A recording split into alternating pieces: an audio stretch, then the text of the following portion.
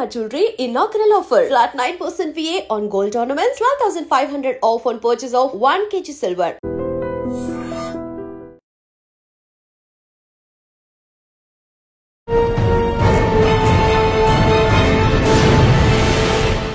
ఈ వారం మన గెస్ట్ 2004 బ్యాచ్ పోలీస్ ఆఫీసర్, పేరు ఎం మురళీకృష్ణ గారు, circle inspector police, Sullurpeta, Andhra Pradesh.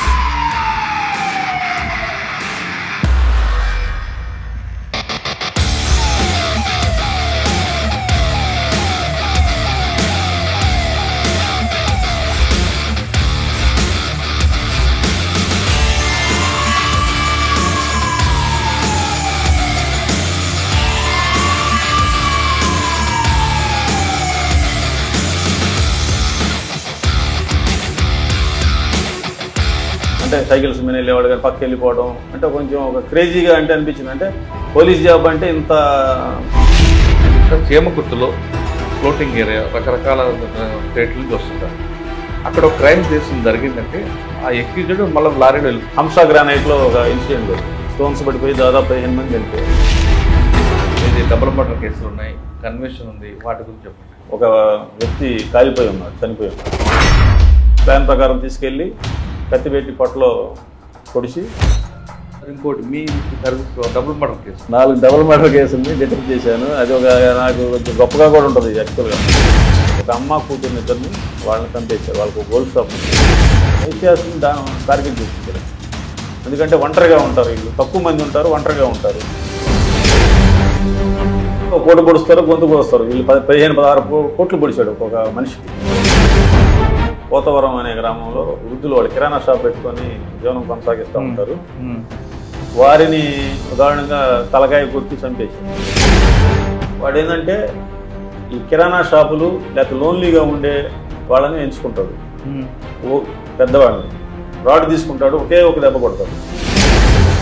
కానీ డ్రోన్ వాడడం వల్ల మీరు వచ్చే బెనిఫిట్ నిర్జీవ ప్రదేశాల్లో పౌడబడ్డేళ్ళ దగ్గర అట్లా గంజాయి సేవిస్తూ ఉంటారు. ఇవన్నీ కూడా మనం డ్రోన్ ద్వారా క్యాప్చర్ చేసుకోవడం. శ్రీహరికోట అక్కడ ఏం జరిగిన మొత్తం వరల్డ్ వైడ్గా సూలూరుపేట ఫేమస్. సేలం నుంచి ఒక ఫోన్ వచ్చింది, శ్రీహరికోటలో ఏదో బాంబు సంబంధించి.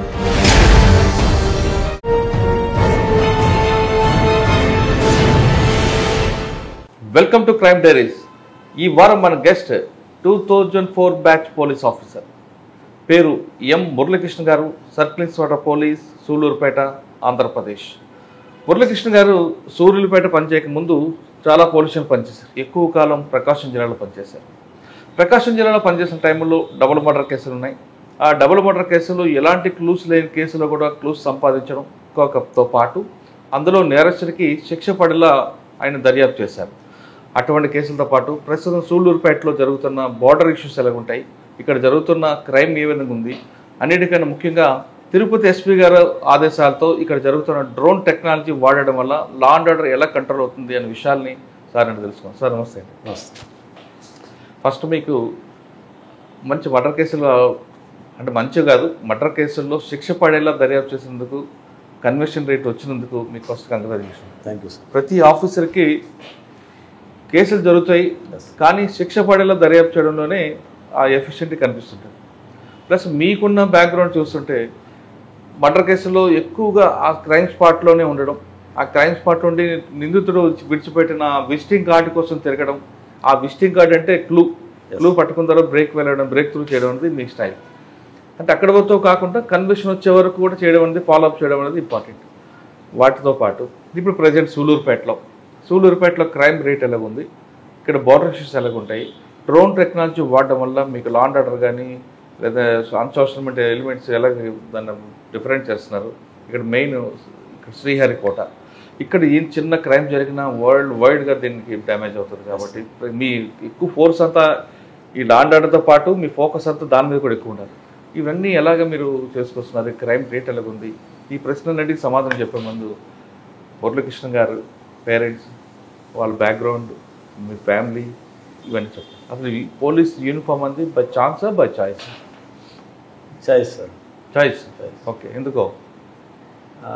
నేను 90స్లో 91 అనుకుంటాను, 1991లో పొన్నూరులో ఇంటర్మీడియట్ చదువుకునే రోజుల్లో అడ్డగడ్డ వెంకటరావు గారు అని ఎస్ఐ గారు ఉండేవారు. ఎవరండి? వెంకటరావు, అడ్డగడ్డ వెంకటరావు గారు అని ఎస్ఐ గారు ఉండేవారు. టెర్రర్గా ఉండేది. అంటే ఆయన వస్తుంటేనే జనాలు పరిగెత్తడం, అంటే మీన్స్ ఒక ఫియర్, భయం. అంటే తప్పు చేసేవాళ్ళకి కానీ ఎస్ఐ గారు వస్తే భయం అందరికి. ఎస్ఐ గారు వస్తుంటే రోడ్డు మీద ఎవరు ఉండేవాడు కాదు. అంటే సైకిల్స్ మీద వెళ్ళేవాడు కానీ పక్కకి వెళ్ళిపోవడం, అంటే కొంచెం ఒక క్రేజీగా అంటే అనిపించింది. అంటే పోలీస్ జాబ్ అంటే ఇంత పవర్ఫుల్గా ఉంటుంది అని అప్పుడు మనసులో పడిపోయింది. సో అది ఇష్టపడ్డాను. కంపల్సరీ పోలీస్ జాబ్లోకి మనం ప్రవేశించాలి, రావాలి. సార్ మీ పేరెంట్స్, నాన్నగారు, అమ్మ ఏం చేస్తుంటారు? మాది చిన్నలింగాయపాలెం గ్రామం సార్, కాకుమాన్ మండలం, గుంటూరు జిల్లా. నాది సాధారణ మధ్యతరగతి రైతు కుటుంబం. అంటే పక్కా రైతులు మేము. అంటే మా ఫాదర్స్ కానీ ముత్తాతలు కానీ అందరూ కూడా రైతు కానీ పాడి పంటలు అంటే పశువులు పెట్టుకోవడం కానీ ఇవన్నీ ఉండేవాళ్ళు. మా అమ్మగారు అప్పట్లో ఒక 7th క్లాస్ చదువుకున్నారు, మా నాన్నగారు చదువుకోలేదు. నాకు ఒక అక్క, ఒక అన్న, నేను మూడోవాడిని అనమాట. ఇంట్లో చిన్నవాడిని, కొంచెం గారాబంగా పెంచేవాళ్ళు. అక్కని మా అమ్మ ఏంటంటే తను వ్యవసాయం చేసుకుంటూ ఉన్నాము, పిల్లలు ఆ ఫీల్డ్లోకి రాకూడదు, వీళ్ళు ఏదో ఒకటి మంచిగా చదువుకోవాలి అనుకుని ఆమె అదే కాన్సన్ట్రేషన్ చేసేది, అందరిని చదివించడం. ఆ విధంగా మా అక్కను కూడా ఒక ఎంప్లాయీకి ఇవ్వడం జరిగింది. మా అన్నను కూడా చదివించడం. ఆయన కూడా పోలీస్ డిపార్ట్మెంట్లోనే జాయిన్ అయ్యారు. ఆయన కూడా ఇప్పుడు బాపట్ల DCRB CIగా ఉన్నారు. ఈ పేరు M శ్రీనివాసరావు అని. ఆయన 1998 బ్యాచ్. సో ఆయన ఇన్స్పిరేషన్. ఇద్దరం కలిసి పోలీస్ శాఖలోకి రావడానికి ట్రై చేసేవాళ్ళం. సో ముందు ఆయన వచ్చారు, తర్వాత ఆయన కూడా నాకు ఇన్స్పిరేషనే. మా బ్రదరు, అంటే బ్రదర్ అనడానికి కూడా కాదు, స్నేహితుల్లాగే ఉండేవాళ్ళం. సో ఆయన కూడా నాకు ఇన్స్పిరేషన్. సో నేను కూడా 2002లో రాశాను. 2004లో ఫైనల్గా ఎస్ఐగా జాయిన్ అవడం జరిగింది. ఓకే. 2004లో అయిన తర్వాత ఫస్ట్ పోస్టింగ్ ఎక్కడ వచ్చింది? నేను ట్రైనింగ్ తర్వాత సోమశిల, నెల్లూరు జిల్లా సోమశిలలో ఒక 3 months పనిచేయడం జరిగింది. తర్వాత నెల్లూరు జిల్లాలోనే సీతారాంపురం అని ఒక మండలం ఉంది, బోర్డర్లో ఉంటుంది. అది పోరుమామిళ్ళ బోర్డర్లో. అక్కడ ఒక 20 months చేయడం జరిగింది. తర్వాత నేను ప్రకాశం జిల్లాకి ట్రాన్స్ఫర్ కాబడ్డాను. సార్ నెల్లూరు జిల్లాలో ఒక దగ్గర 3 నెలలు, ఒక దగ్గర 28 నెలలు పనిచేస్తున్నట్టు 20 months. దీంట్లో మీకు వచ్చిన ఛాలెంజ్ ఏంటంటే, సాధారణంగా ఫస్ట్ పోస్టింగ్లో ఏ ఎస్ఐ అయినా సరే, మీరు చెప్పారు ఇందాక పొన్నూరులో ఎస్ఐ గారి లాగా ఆ విధంగా యూనిఫామ్ వేసుకొని జనాలు నిలబడాలి, జనంకి ఒక మంచి మెసేజ్ ఇవ్వాలి అనేది ఇంట్లో ఉంటుంది. ఆ ట్రెండ్ మీరు చూసినప్పటికీ పొన్నూరుకి మీరు 2004లో డిపార్ట్మెంట్కి వచ్చేసరికి ఆ ట్రెండ్ కొనసాగిందా లేదంటే తగ్గిందంటారు? ట్రెండ్ కొనసాగుతుంది, అయితే అంత భయం లేదు. అది పొన్నూరు అనేది ఒక మున్సిపాలిటీ, అప్పట్లోనే 90లోనే అది చాలా పాత మున్సిపాలిటీ. నేను వెళ్ళి సీతారాంపురం వచ్చేసి ఒక మారుమూల ప్రాంతం. అంటే ఒక కడప నుంచి బస్సులు, అంటే బద్వేలు నుంచి బస్సులు, అంటే అట్లా బస్సులు తప్పితే రావచ్చు. నైట్ ఎవరు కనపడరు అనమాట. కొంచెం ఎక్స్ట్రీమిస్ట్ ప్రాబ్లం కూడా ఉండింది అప్పుడు. ప్రకాశం జిల్లాలో బాగా ఎక్స్ట్రీమిజం ఉంది, నక్సలైట్ ప్రాబ్లం చాలా ఉండింది. బాలసుబ్రహ్మణ్యం గారు ఎస్పీగా పనిచేస్తున్న టైం అనమాట. సో ఇది బోర్డర్ కాబట్టి మమ్మల్ని కూడా కొంచెం జాగ్రత్తగా ఉండమనేవాళ్ళు. స్టేషన్కి గార్డ్ అవి ఉంటా ఉండేవి. అక్కడ ముఖ్యంగా ఏంటంటే ప్రజలు బాగా కొంచెం అమాయకంగా ఉండేవాళ్ళు. మీన్స్ చట్టం అంటే కొంచెం గౌరవం ఉండేది, అదేవిధంగా భయం కూడా ఉండేది. తప్పులేం పెద్ద కేసులు కూడా క్రైమ్ ప్రకారంగా పెద్ద కేసులు వచ్చాయి కాదు, కానీ ఆ ఉన్న వాటిలోనే మేము కొంచెం లిక్విడేట్ చేసుకుంటాం. అంటే కౌన్సిలింగ్ చేసుకుంటా, లోక్ అదాలతుల్లో కాంప్రమైజ్ చేసుకుంటా, ఆ విలేజ్ల్లో గొడవలు లేకుండా చేయటం, ఇవన్నీ చేయటంలో కూడా కొద్దిగా అక్కడ కొంచెం ప్రాబ్లమ్స్ ఫేస్ చేశాను. పొలిటికల్గా కూడా కొంచెం ప్రాబ్లమ్స్ ఫేస్ చేసి నేను ప్రకాశం జిల్లాకి ట్రాన్స్ఫర్ వెళ్ళటం జరిగింది. మీన్స్ అంటే అంత మంచి పని చేస్తుంటే కూడా ఒక్కోసారి వాళ్ళకి ఇష్టపడకపోవచ్చు. అంటే కేసులని రాజీ చేస్తున్నాము, విలేజ్ల్లో సమస్యలు లేకపోతే కూడా కొంతమందికి ఇష్టపడకపోవచ్చు. వాళ్ళ ఇన్కమ్ పోతుంది కదా. ఇన్కమ్ కాకపోయినా పొలిటికల్గా ఇన్బ్యాలెన్స్ అవ్వచ్చు. అంటే ఇప్పుడు వాళ్ళు పెట్టమన్న కేసులు పెట్టకపోవచ్చు, వాళ్ళు చెప్పిన విధంగా చేయకపోవచ్చు. పోస్టింగ్ కాబట్టి పోస్టింగ్లో కొంచెం అది ఏమంటారు, కసి ఉంటుంది ఎవరికైనా, ఏ ఆఫీస్ ఏ ర్యాంకులో అయినా. కానీ మీరు పొన్నూరులో చూసినట్లుగా లేదని బాధపడ్డారా ఎందుకు వచ్చాము డిపార్ట్మెంట్లో? కానీ అట్లా బాధపడింది ఏం లేదు, కానీ ఆ విధంగా అంటే అది ఆ టైం అది. అంటే మనం ఇప్పుడు మేము చేసే రోజుల్లోకి ఇప్పటికి కొంచెం తగ్గింది. అంటే అంత చేయలేకపోవచ్చు, ఎందుకంటే రకరకాల ఇష్యూస్ వస్తున్నాయి. పబ్లిక్ కూడా అవేర్నెస్ కలుగుతుంది. అంతకుముందు రోజుల్లో పోలీసు అంటే వాళ్ళు కనపడితేనే మాయమైపోయేవాడు. ఇప్పుడు అడుగుతున్నారు, సార్ నేనేమో తప్పు చేశానా. మంచిదేలేండి, పబ్లిక్ లో కూడా అవేర్నెస్ వచ్చింది. అది ఆహ్వానించదగ్గ పరిణామం. ఎందుకంటే వన్ సైడ్గా ఉండకూడదు ఎప్పుడే. కాబట్టి అది నేనైతే చాలా సాటిస్ఫాక్షన్గా పనిచేశాను. ఆ 18 నెలలు కూడా నేను ఎవరికి లొంగలేదు. మీన్స్ అంటే ఎవరిని చట్టం ఏది ఉంటే అంటే చట్ట ప్రకారం ఏదైతే చేయగలుగుతామో అది చేసి ప్రజల్లో మంచి పేరు సంపాదించుకున్నాను. మీరున్న టైంలో శివధర్ రెడ్డి గారు ఎస్పీ గారు శివధర్ రెడ్డి గారు నాకు పిఎస్ఐ ట్రైనింగ్లో ఉన్నప్పుడు ఉన్నారు. పోస్టింగ్ ఇచ్చిన తర్వాత ఆయన వెళ్ళిపోయారు. తర్వాత మల్లారెడ్డి గారు వచ్చారు. ఆ మల్లారెడ్డి గారు కూడా కొంచెం అక్కడ 4 ఎస్పీలు మారారు. నాకు ఒక 2 ఇయర్స్లోనే సూర్యనారాయణ గారు అని ఆయన ఉన్నారు, ఆయన మారిపోయారు. తర్వాత లాస్ట్లో లక్ష్మీరెడ్డి గారు ఉన్నారు. లక్ష్మీరెడ్డి గారు ఉన్న టైంలో ఆయన నేనే రిక్వెస్ట్ చేసుకొని ప్రకాశం జిల్లాకి వెళ్ళటం జరిగింది. సార్ ప్రకాశం జిల్లా ఫస్ట్ పోస్టింగ్? ప్రకాశం జిల్లాలో ఫస్ట్ పోస్టింగ్ మార్టూరు దగ్గర బల్లికొర మండలం. అక్కడ కూడా ఒక 2 ఇయర్స్ పనిచేయడం ఏముందండి అక్కడ? బల్లికొర కూడా అది గ్రామీణ ప్రాంతం. కొంచెం క్వారీస్ ఉండేవి, గ్రానైట్ క్వారీస్ ఉండేవి. అక్కడ ఇష్యూస్ అంటే క్వారీస్ సంబంధించిన ఇష్యూస్, లేబర్ ఇష్యూస్ కానీ ఏమైనా ప్రమాదాలు జరిగేదానికి అవన్నీ క్వారీస్ వాళ్ళతో రెగ్యులర్గా మీటింగ్స్ పెట్టుకోవడం. వర్షాకాలం ఏమైనా ఈ బండలు అవి జారి పడతా ఉంటాయి, అవన్నీ పడకుండా అంటే మేమున్న 2 ఇయర్స్ అయితే ఎటువంటి ఇన్సిడెంట్ జరగలేదు. రెగ్యులర్గా వాళ్ళతో టచ్లో ఉండేవి. అంటే ఏదైతే మనం పనిచేసే ఏరియాలో సమస్య ఉందనుకుంటాం దాని మీద కాన్సన్ట్రేషన్ చేయటం వల్ల అక్కడ ఇష్యూస్ లేకుండా. ఈ మధ్య కూడా మనం చూసాం, ఏదో క్వారీలో బండరాళ్ళు బట్టి ఒక 5-6 మంది చనిపోయారు రీసెంట్గా 1 month 2 months అయింది. సో అట్లాంటి ఇష్యూస్ జరగకుండా ఉండటానికి పనిచేశాం. సార్ సాధారణంగా గ్రామీణ ప్రాంతాల్లో పెట్టి కేసులు ఎక్కువ ఉంటాయి. ఎస్, హట్ కేసులు కొట్టుకోవడం అవన్నీ మీరు ఎఫ్ఐఆర్ చేసేవారా లేకుండా వాళ్ళు మాట్లాడి కాంప్రమైజ్ చేసి పంపించేవారు? సార్ అంటే కొంతమంది ఆఫీసర్లు ఎఫ్ఐఆర్ అయితే క్రైమ్ రేట్ పెరిగింది వద్దు అని అంటారు.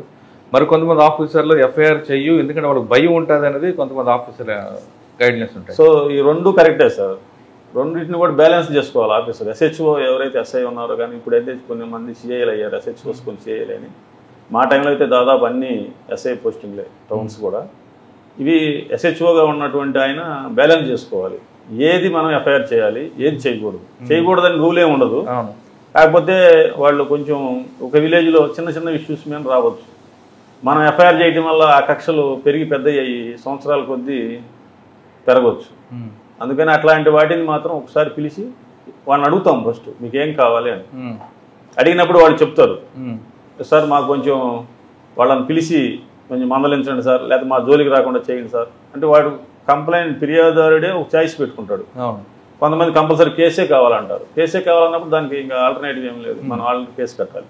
ఇట్లా అడిగినప్పుడు మాత్రం వాళ్ళని పిలిపించి ఏది తప్పు ఏది గొప్ప, వాడు ఏం చేసి తప్పు చేసింది ఏంటి చెప్పి వాళ్ళ చేతే వాళ్ళకి తప్పు అయిందని చెప్పించుకొని ఇద్దరు సాటిస్ఫై అయితే వాళ్ళ ఊర్లో పెద్ద మనుషులు ఎవరో పిలిచి ఇద్దరు మధ్య సమక్షంలో వాళ్ళు రాజీ పడ్డారు, సంతకాలు పెట్టించుకొని పంపించారు. సాధారణ గ్రామీణ ప్రాంతాల్లో ప్రజలు కూడా అండి వాళ్ళ కేసులు అవసరం లేదు, పిలిపించి బెదిరించండి చాలు సార్ మాకు అంటారు. అంటే వాళ్ళు ఇంకొకసారి మా జోలికి రాకుండా చేయండి, వాడు కేసు పెట్టి మళ్ళీ నేను ఎందుకు కోర్టు చుట్టూ తిరగాలి, మళ్ళీ పర్మనెంట్ గా శత్రువు చేసుకోవాల్సి వస్తుంది. కేసు పెట్టినప్పుడు ఇంటి పక్కనే ఉంటారు, లేదా పొలం తగాదాలు ఉంటాయి, చిన్న ఏదో తిట్టుకుంటూ ఉంటారు. వాళ్ళు అడిగేది కూడా పోలీస్ స్టేషన్కి వెళ్ళాను నేను, వాళ్ళని పోలీసు వాళ్ళు పిలిచారు, వాళ్ళని మందలించారు, భయం పెట్టారు, ఆ జోలికి రాకుండా చేస్తే చాలు అనేది ఒక సామాన్యమైన మానవుడి ఒక కోరిక. అది ఏదో ఇంజరీస్ ఉండయి అట్లాంటి వాటిలో మాత్రం కంపల్సరీ వాళ్ళు వద్దన్నా కానీ మేము కేసులు కడతాం. ఎమ్మెల్సీ అవుతుంది. ప్లస్ ఇంకోసారి కూడా ఏదైనా జరగవచ్చు, అది తరగలరాని సార్ తగిలితే ఏదైనా ప్రాణాపాయం కూడా ఉంటుంది కాబట్టి అవతలవాడికి కూడా భయం ఉండాలి. ఓకే, ఆ పోలీస్ తర్వాత ఎందుకు వచ్చారు? తర్వాత నేను సంతనూతలపాడు అని ఒంగోలు పక్కనే ఉంటుంది, అక్కడ ఒక 6 months పనిచేశాను. అక్కడ అంటే అప్పుడు ఉన్నటువంటి ఎస్పీ గారు సిఎస్ఆర్ కేఎల్ఎన్ రాజు గారు అని ఉన్నారు. అక్కడ అంటే నా పనితీరు కావచ్చు, లేదా పక్కన ఉన్నటువంటి సీమకుర్తి ఎస్ఐకి ప్రమోషన్ రావడం వల్ల నన్ను అక్కడికి షిఫ్ట్ చేయడం జరిగింది. చీమకుర్తి అంటే ఇందాక బల్లికొరలో కొద్దిగా ఉంటాయి గ్రానైట్స్, చీమకుర్తి అంటే అది వరల్డ్ ఫేమస్ గెలాక్సీ గ్రానైట్ ఉండే ఏరియా.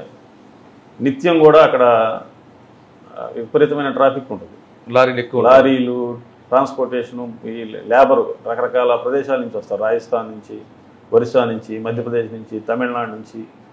ఈ నిత్యం ఆ టౌన్లో 10,000 మంది ఈ కార్మికులే తిరుగుతూ ఉంటారు. సో ఈ 24 hours మూమెంట్ ఉంటుంది, పబ్లిక్ మూమెంటు.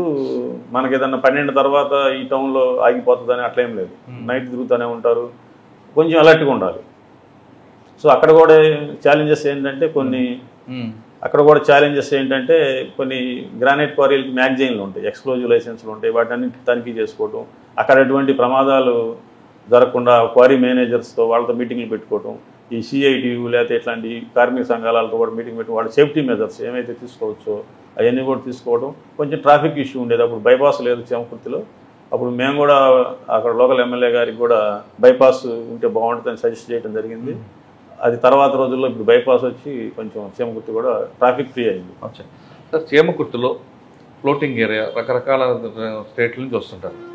అక్కడ ఒక క్రైమ్ చేసింది జరిగిందంటే ఆ ఎక్యూజ్డ్ మళ్ళీ లారీలో వెళ్తుంటాడు. Yes, okay. ఇక్కడ డిసీజ్డ్ నోన్ కాదు, ఎక్యూజ్డ్ నోన్ కాదు. అటువంటి కేసులు మరి ఎలా ఐడెంటిఫై చేసేవారు? మర్డర్ అనే అవసరం లేదు, జస్ట్ కొట్టుకోవడం, లారీకి వెళ్ళిపోతాడు, ఏదో ఒకటి జరుగుతుంటుంది. ఒక మాఫియా అంటే అంత మొత్తంలో ఉండేవాళ్ళు కాదు. యాక్చువల్గా ఏంటంటే పని చేయడానికి బయట ప్రాంతాల నుంచి వచ్చిన వాళ్ళు ఎవరైనా కానీ సాధారణంగా ఏం చేస్తారంటే వాడు వెళ్ళే ఉండే రూమ్లో ఉండటం, లేకపోతే రెస్ట్ తీసుకోవడం చేస్తూ ఉంటారు. ఎప్పుడన్నా అకేషనల్గా కొట్లాటలు జరగవచ్చు. కొట్లాట జరిగినప్పుడు మేమేం చేసేవాళ్ళం అంటే ప్రతి కంపెనీకి ఒక రూల్ పెట్టాను, ఒక బుక్ మెయింటైన్ చేయాలి.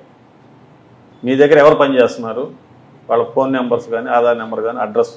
అట్లానే ఈ లేబర్ని సప్లై చేసే కాంట్రాక్టర్స్ ఉంటారు, ఒక మెస్సలు మెయింటైన్ చేసి ఒక 50 మందిని, వాళ్ళ దగ్గర కూడా బుక్. అంటే వీళ్ళు ఏం చేస్తారంటే విజయవాడ నుంచి కానీ అట్లా సుదూర ప్రాంతాల నుంచి రైల్వే స్టేషన్ల దగ్గర బయట నుంచి వచ్చే వర్కర్స్ వచ్చిన వాళ్ళని తీసుకొని వస్తూ ఉంటారు. సో వాళ్ళకి ఒక రికార్డ్ మెయింటైన్ చేయడం కోసం ఈ బుక్ అనేది పెట్టడం జరిగింది. ఎందుకంటే అంతకుముందు హంసా గ్రానైట్లో ఒక ఇన్సిడెంట్ జరిగింది. రాళ్ళు పడిపోయి 2008-9 అనుకుంటుంది, స్టోన్స్ పడిపోయి దాదాపు 15 మంది చనిపోయారు. అయ్యో. అప్పుడు కొంతమందిని ఐడెంటిఫై చేయడానికి చాలా కష్టమైంది. సో ఈ ఇన్సిడెంట్స్ అన్నీ కూడా బేస్ చేసుకొని ఒక రిజిస్టర్లో మెయింటైన్ చేయడం అలవాటు చేసాము. అక్కడ కంప్యూటరైజేషన్ వచ్చేసేమో కంపెనీస్ వాళ్ళకి, ఈ లేబర్ కాంట్రాక్టర్స్కి వచ్చేమో బుక్ మెయింటైన్ చేయడం. మీ దగ్గరకు ఎవరు వచ్చినా కానీ వాడి నెంబర్, ఆధార్ నెంబర్ పెట్టుకోవడం, వారి యొక్క ఏజ్, ఏ నేటివ్ ప్లేస్ ఎక్కడ, ఫోన్ నెంబర్, ఎవరి ద్వారా వచ్చారు, ఇట్లా పెట్టుకోవడం వల్ల ఏంటంటే మాకు ఒక స్ట్రీమ్ లైన్ అయింది వర్కర్స్. కానీ చేమకుర్తి అనగానే చాలామంది పోలీసుల ఆఫీసర్కి డబ్బులు వస్తాయంటారు, వస్తామంటారు కదా, అవన్నీ ఒక అపోహలని అంటాను నేను. డబ్బులు అనేది పోలీస్ శాఖలో చేమకుర్తిలో వస్తాయా లేదా ఇంకో చోట వస్తాయి అనేది అవన్నీ బయట పబ్లిక్ యొక్క అది అపోహ. చేమకుర్తి గ్రానైట్ కంపెనీల వాళ్ళు డబ్బులు ఇచ్చేది అట్లాంటిది ఏముండదు సార్. ఆయన ఇచ్చిన వేరే డిపార్ట్మెంట్ ఉండే, మీ డిపార్ట్మెంట్కి ఇవ్వడం అన్నది వాళ్ళకి వేరే వాళ్ళకి కూడా ఇస్తారని చెప్పను. వాళ్ళకి ఏదైనా లొసుకులు ఏమన్నా ఉంటే అది ఎక్కడైనా జరుగుతాయి కదా, ఎక్కడైనా జరుగుతూ ఉంటాయి సార్. చేమకుర్తి తర్వాత నేను ప్రమోషన్ వచ్చింది సార్ నాకు. చేమకుర్తిలో ప్రమోషన్ వచ్చింది. చేమకుర్తి నుంచి జస్ట్ ఒక 5-6 నెలలు ఒక ఎస్బీ, అప్పుడు రఘురామరెడ్డి గారు ఎస్పీ గారు ఉన్నారు. రఘురామరెడ్డి గారు ఎస్పీగా ఉన్నప్పుడు ఎస్బీ కమ్ తాలూకా పోలీస్ స్టేషన్లో టెంపరీగా ఒక 3 నెలలు చేశాను. అప్పుడు ఎన్మార్ట్ అని ఒక కేసు చేయడం జరిగింది. ఏదండి? ఎన్మార్ట్ అంటే చైన్ సిస్టమ్. అది అదే multi level market. Multi level అది అప్పుడు నిషేధం ఉండింది. దాన్ని గుజరాత్ వెళ్ళి, సూరత్ వెళ్ళి ముద్దాయిల్ని పట్టుకొచ్చాను. ఎమ్మెల్యే దీంట్లో రఘురామరెడ్డి గారు గట్టిగా పనిచేసేవారు. గతంలో ఆంబే మీద కూడా ఆయనే కర్నూలు ఫస్ట్ ప్రకాశంలో మొదటి ఎస్పీ గారు ఆయన. అప్పుడు ఉన్నప్పుడు ఆ కేసు కొంచెం బాగా ఛాలెంజింగ్ కేసు. పర్సనల్గా నేను ఎక్కువ ఇన్వాల్వ్ అయ్యి అండ్ మా టీమే ఎక్కువ దాన్ని డీల్ చేసింది. అంటే మెయిన్ ముద్దాయిని మేమే పట్టుకొచ్చాం. ఎక్కడ? గుజరాత్, సూరత్లో. ఓకే. తర్వాత అది కంపెనీ అంతా బంద్ అయింది. తర్వాత ప్రమోషన్ వచ్చింది సార్. ప్రమోషన్ వచ్చి సిఐడికి ట్రాన్స్ఫర్ అయ్యాను. ఎక్కడ? సిఐడి వచ్చి నెల్లూరు చేశాను, తర్వాత గుంటూరు చేశాను. అంటే గుంటూరు చేసిన, నెల్లూరు చేసిన ప్రకాశం జిల్లా కేసులు చూస్తూ ఉండేవాడిని. అంటే అందులో ఏమైనా బ్రేక్ త్రూ కేసులు ఉన్నాయండి? బ్రేక్ త్రూ అంటే ఒక బీఈడి కాలేజీది కందుకూరులో ఒక దాని మీద ఎంక్వైరీ రిపోర్ట్ రాశాను. దాని మీద ఒక కేసు చేయడం జరిగింది. అంటే వాళ్ళ అక్రమాలు, బీఈడి కాలేజీలు, చైన్ ఆఫ్ వినుకొండలో నేటివ్ రఫీ గారు అని ఆయన కాలేజీలు పెట్టి స్టూడెంట్స్ లేకపోవడం, వాళ్ళు ఏదో మేనేజ్ చేస్తూ ఉంటే దాని మీద ఎంక్వైరీ చేసి రిపోర్ట్ ఇవ్వడంతో దాని మీద కేసు ఫైల్ చేశారు. తర్వాత సిఐడి తర్వాత ఇంటెలిజెన్స్ చేసే టైంలో, సిఐడి చేసే లాస్ట్ టైంలో డీజీపీ రాముడు సార్ దగ్గర పేషీలో పనిచేశాను. 2014 జేవీ రాముడు సార్ డీజీపీగా ఉన్నారు. హైదరాబాద్లో ఉండేది అప్పుడు ఆఫీసు. సార్ ఆఫీస్లో పేషీ ఇన్స్పెక్టర్గా వర్క్ చేయడం జరిగింది. సారు ఇక రిటైర్ అయ్యి 2016లో వెళ్ళేటప్పుడు జూలైలో అప్పుడు మళ్ళీ ఒంగోలు రూరల్ సర్కిల్కి ఇన్స్పెక్టర్గా వచ్చాం. అంటే అక్కడ నుంచి స్టార్ట్ అయింది ఇన్వెస్టిగేషన్. 2 years సార్ అక్కడ చేసింది. రూరల్ సర్కిల్ 2 years చేసిన తర్వాత మళ్ళీ ఇంటెలిజెన్స్కి తీసుకున్నారు. తీసుకొని మళ్ళీ ఆర్పి ఠాకూర్ సార్ దగ్గర పేషీ ఇన్స్పెక్టర్ చేయడం జరిగింది. తర్వాత ఇంటెలిజెన్స్లో 21 దాకా పనిచేశాను ఒంగోలులోనే. ఇక 21 నుంచి మళ్ళీ బయటకు వచ్చి కొంచెం పోస్టింగ్లు అవి దొరకలేదు, కొంచెం ఇబ్బంది పడ్డాం. సరే ఆ పడ్డాన్న టైంలో కూడా మాకు ఇచ్చిన అంటే నా మెంటాలిటీ ఎలా ఉంటుందంటే మనకు అప్పచెప్పిన పని ఏదైనా కానీ జాగ్రత్తగా చేసి పెట్టడం అనేది, మనకు ఏమైనా ఆఫీసర్ మన నమ్మి ఏదైనా వర్క్ అప్ చెప్పినప్పుడు దాన్ని క్లీన్గా అంటే శుభ్రంగా పనిచేసి సంపూర్ణంగా చేసి ఇవ్వడం అనేది నా అలవాటు. దాంట్లో భాగంగా కొన్ని కేసులు కూడా చేయడం జరిగింది. తర్వాత బాపట్ల DCRB DTRB కొత్త జిల్లాలు ఏర్పడ్డాయి.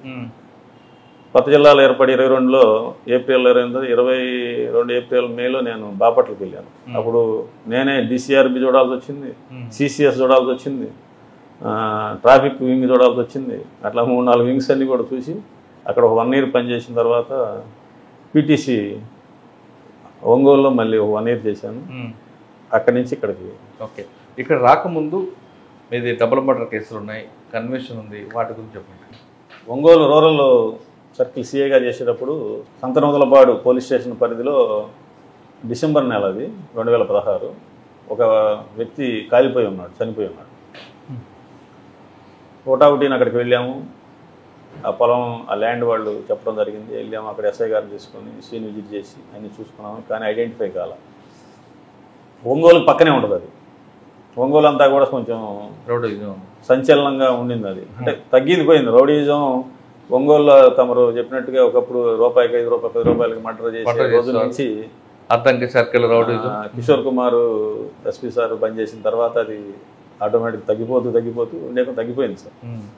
మేము వచ్చేసరికి ఇలా రౌడీజం దాదాపుగా లేదు అప్పుడు. లేదా ఇది శివారు ప్రాంతం ఒంగోలుకి, కానీ లిమిట్స్ వచ్చేసి ఒంగోలు రూరల్ సర్కిల్ కింద వస్తుంది. ఐడెంటిఫై కాలేదు. ఆ ఫొటోస్ తీసుకున్నాం. ఒంగోలు నగరం అంటే ఒంగోలులోకి సంబంధించినాడు అయి ఉంటాడు ఇతను, ఏదో చంపేసి అక్కడ కాల్ చేశారు, అన్వాళ్ళు దొరకకుండా కాల్ చేశారు. సో ఈ పార్కులు ఎక్కడ పడితే అక్కడ మొత్తం పాంప్లెట్స్ అంటివ్వడం అవన్నీ చేయడం జరిగింది. ఒక 4వ తారీఖు అది బాడీ ఐడెంటిఫై అయితే 8వ తారీఖు ట్రేస్ అయింది. అది ఒక cell phone shop Venkata Subbarao అని అతనిదని వాళ్ళ యొక్క బ్రదర్స్ వాళ్ళు ఐడెంటిఫై చేయడం జరిగింది. అతనికి భార్య ఉంది, కానీ ఆమెని డైవర్స్ తీసుకోలేదు, కానీ వేరువేరుగా ఉంటున్నారు. మర్డర్ కేసుల్లో ఎప్పుడైనా సార్ బాడీ కనుక అంటే చనిపోయినది ఎవరో తెలిస్తే దాదాపుగా కేసు అయిపోతుంది, పరిష్కారం జరుగుతుంది. ఎందుకంటే దానికి మనిషికి సెక్సువల్ జెలసీ కానీ, లేదా ఫైనాన్షియల్ మ్యాటర్ కానీ, పొలిటికల్గా కానీ, ఎట్లా ఏదో 3-4-5 కారణాలు. పొలిటికల్ కన్నా ఈ 2 ఎక్కువ ఉంటాయండి, సెక్సువల్ కానీ లేదా ఫైనాన్షియల్గా కానీ. సో ఇది ఐడెంటిఫై చేసాము. కొన్ని CCTV ఫుటేజెస్ చూడటం జరిగింది. అతని యొక్క సెల్ ఫోన్స్ ఇక మనిషి లభించాడు కాబట్టి ఇక అతని యొక్క సెల్ ఫోను CDRs అన్ని పెట్టుకోవడం జరిగింది. అవన్నీ చూస్తూ ఉన్నాము. అతని మూమెంట్ కూడా అటు ఇటు ఉంది. ఆ మంగమూరు రోడ్డు లో అతని షాప్ అనమాట. అంటే ఈ మర్డర్ జరిగే ప్లేస్కి వెళ్ళే దారిలోనే ఇతని షాప్ ఉండేది, ఒక 2 kilometers అంటే టౌన్లో ఉంటుంది. సో ఆ CCTV ఫుటేజ్లు అవి చూస్తూ ఉన్నాము. టౌన్ అంతా వెరిఫై చేస్తున్నాం. ఆటోలు తిరుగుతున్నాయి, అవన్నీ కొంచెం హెవీగా తిరుగుతాయి ఒంగోలు ఆటోస్ కూడా. ఈ సమయంలో అతని యొక్క ఫోన్లో ఒక కొత్త నెంబర్ ఒకటి యాక్టివేట్ అయ్యి ఆగిపోయింది ఒకరోజు. అంటే 8వ తారీఖు మాకు అతను ఐడెంటిఫై అయ్యాడు. ఈలోపు ఎవరో సిమ్ ఒకటి వేసి వాళ్ళు సిమ్ వేసుకొని ఆన్ చేసి మళ్ళీ పెట్టేసి తీసేశారు, డౌట్ వచ్చినట్టు వాళ్ళు. సో అది చూస్తే నకిరేకల్ ప్రాంతానికి చెందిన ఒక అతని అడ్రస్ వచ్చింది. అతను పర్టికులర్స్ అవి తీసుకుంటా ఉంటే అతను ఇక్కడ ఆటో డ్రైవర్గా గుర్తించాం. ఇతనికి సెల్ ఫోన్ షాప్ అతను చంపేసి సెల్ ఫోన్ షాప్లో ఉన్నటువంటి సెల్ ఫోన్స్ అన్నీ తీసుకెళ్లారు, ఇతను బైక్ తీసుకెళ్ళిపోయారు. అప్పుడు మేము అక్కడ CCTVలన్నీ చూస్తే ఒక ఆటో రావటం, అక్కడ ఆగటం, ఆటోలో ఏదైనా ఎక్కెళ్ళటం అవి తెలుసుకున్నాం. తర్వాత మళ్ళీ ఒక రోజు ఒక బైక్ మ్యాన్ వచ్చి ఒక మూటలో సెల్ ఫోన్ షాప్లో ఉన్నటువంటి ఫోన్స్ అన్నీ కూడా తీసుకెళ్ళడం జరిగింది. సో ఈ విధంగా జరుగుతున్న టైంలో పర్సన్ ఐడెంటిఫై అయ్యాడు. ఫోన్ నెంబర్ ద్వారా యాక్టివేట్ చేయటం వల్ల, అంటే ఆ ఫోన్లో యాక్టివేట్ చేయటం వల్ల అతను ఐడెంటిఫై అతని కోసం వాచ్ చేసుకుంటా ఉన్నాం. ఒకరోజు మళ్ళీ వచ్చాడు అతను, మళ్ళీ షాప్లో ఇంకేమైనా మిగిలిపోయినట్టు మర్డర్ చేసిన తర్వాత బండి అవి తీసుకుని వెళ్ళిపోయాడు, షాప్లో ఉన్న మనీ వరకు తీసుకుని వెళ్ళిపోయాడు. మరలా 2 days తర్వాత వచ్చి మళ్ళీ సెల్ ఫోన్స్ అని తీసుకెళ్ళాడు. అంటే అలవాటైంది ఇతనికి, ఓహో ఇది పేపర్ చూసుకుంటారు వాళ్ళు. ముద్దాయిలు ఎప్పుడైనా ఏం చేస్తారంటే మనం చేసింది ఏమైనా ఐడెంటిఫై అయిందా లేదా, 2 రోజులు 3 రోజులు పేపర్ చూసుకున్నాడు, ఎవరు రాలా. 4వ తారీఖు 3వ తారీఖు నైట్ మర్డర్ చేశాడు, 6వ తారీఖు వచ్చి ఫోన్స్ ఎత్తుకెళ్ళాడు, 8వ తారీఖు ఐడెంటిఫై అయింది, మళ్ళీ 16వ తారీఖు మళ్ళీ వస్తున్నాడు. ఇంకేమన్నా అడుగు పొడుగు దాంట్లో ఏమన్నా ఉంటే అని తీసుకెళ్దామని. ఆ ఇన్ఫర్మేషన్ మేము ఆల్రెడీ ట్రాకింగ్లో ఉన్నాం కాబట్టి పట్టుకున్న తర్వాత దీంట్లో మేము చేసిన ఈ కేసులో లైఫ్ కన్విక్షన్ వచ్చింది. సూపర్.